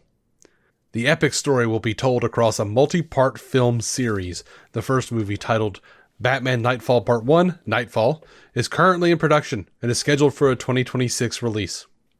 The plot of the first film centers on the mysterious villain Bane freeing Batman's entire rogues gallery from Arkham Asylum, a calculated assault designed to push the Caped Crusader to his absolute mental and physical breaking point. The project is being directed by Jeff Wamster and written by Jeremy Adams, both veterans of DC's animated movies. Though no voice cast has been announced yet, this marks the first direct animated adaptation of the celebrated saga. Nightfall was the first like big crossover event thing in the Batman, among the Batman titles, that I, with my own money, sought out and purchased. I think that was in your, like 1994. I don't know, your Crucible in some ways. It's like your origin story. It was the first time I learned about markups. Yeah, yeah. It's like your, I don't know, man. That was like your first big undertaking as a comic reader. Yeah. My mom, I came across part 11 of Nightfall and that iconic cover by Kelly Jones of fucking Bane breaking Batman's back. And I was like, I have to know what the fuck this is. Here?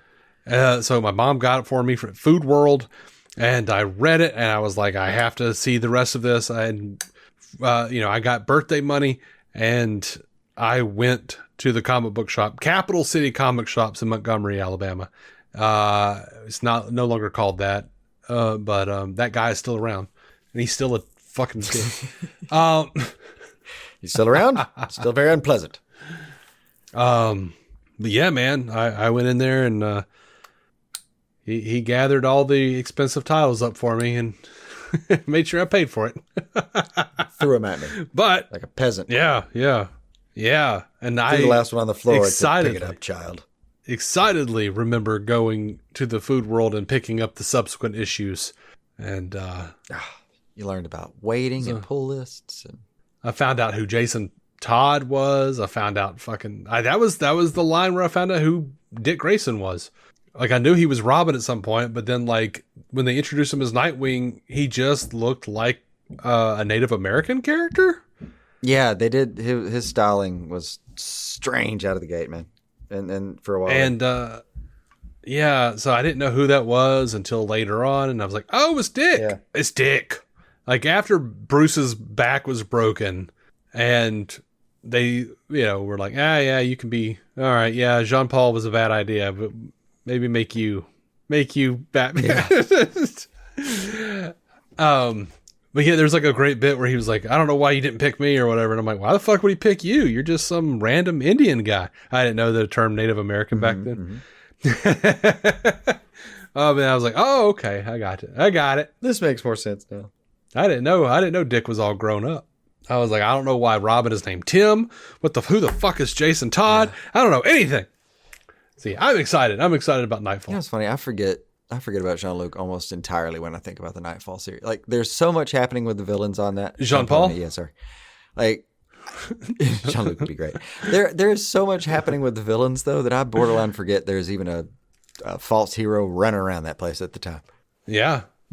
I get that. Well, I mean, Bruce actively gave him the mantle. I know. It's a whole part of it, though. There's just it is a very involved story. And yeah, like every time I go back to that story, I just kind of think about all the gang wars with all the villains, and then Essen at the end and all that kind of stuff. Like that, I have other like watermarks in my head of my memories that don't involve him in the slightest.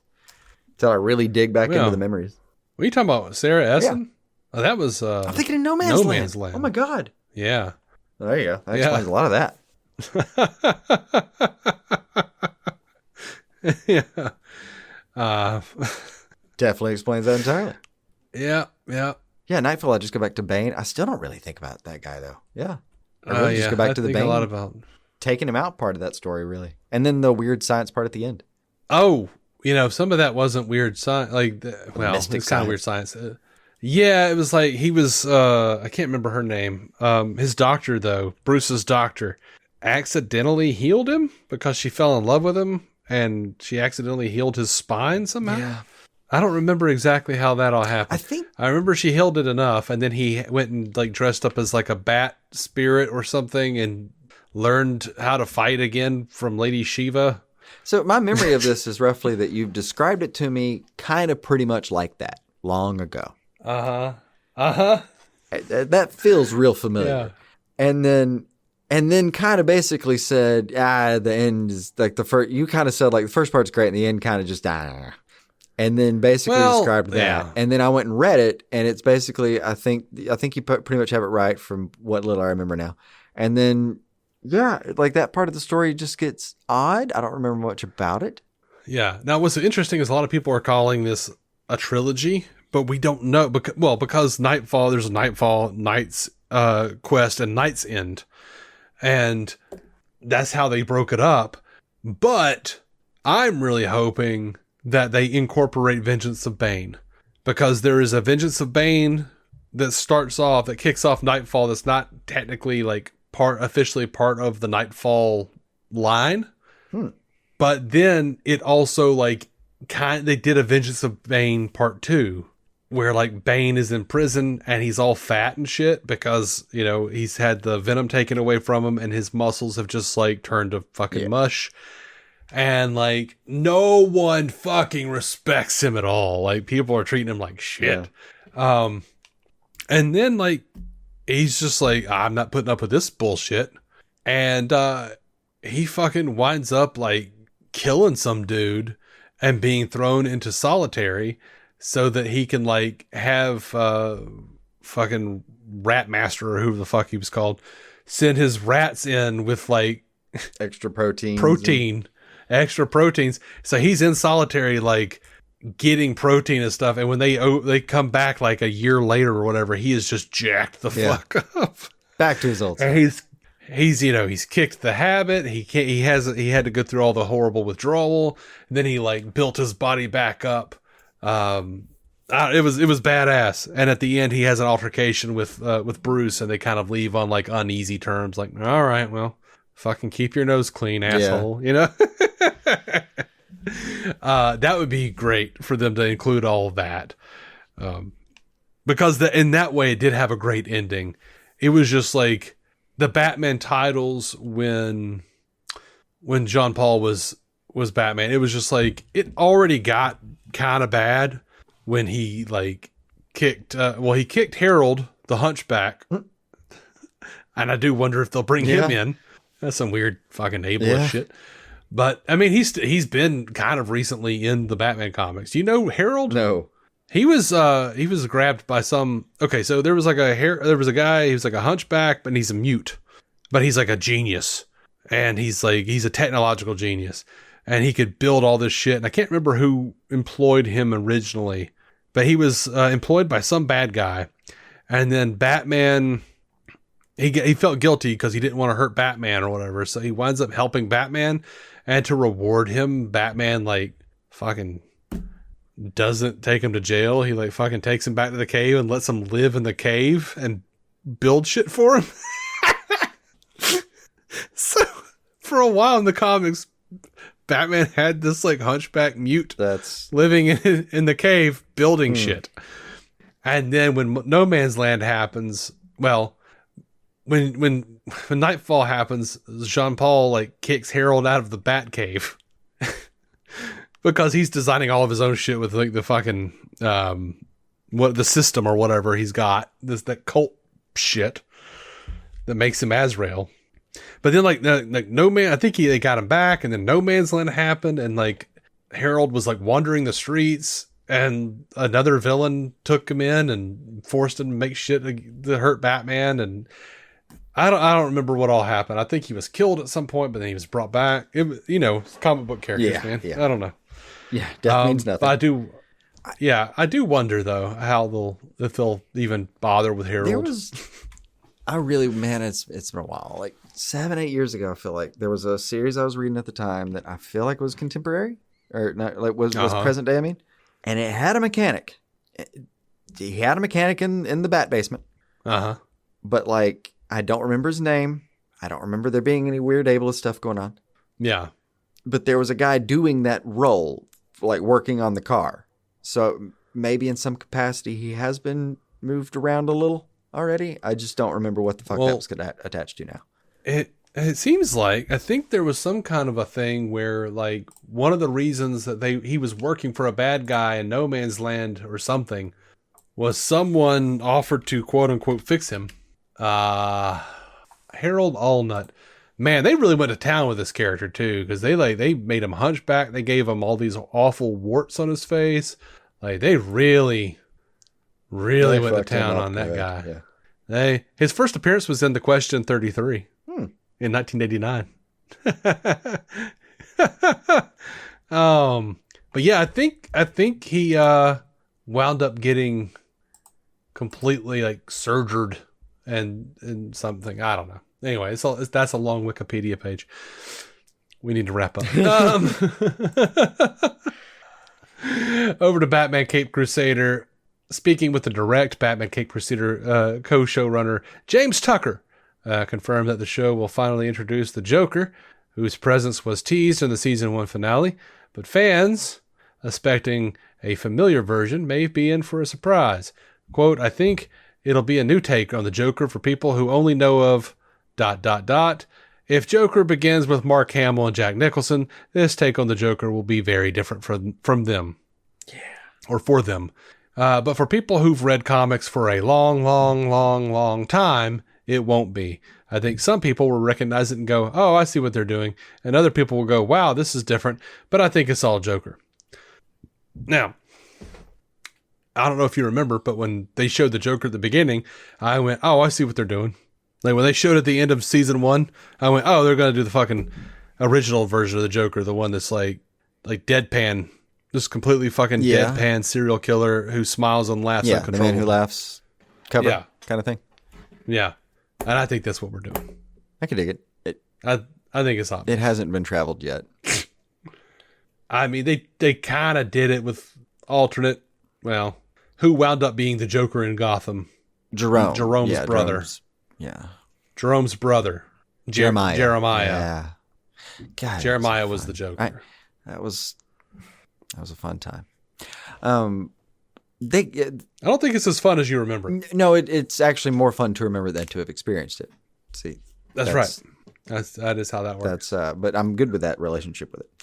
I think the one thing we were consistent on is that Cameron Monaghan was fucking killing it. There was as whichever version he was playing. Yeah, that part was really without question.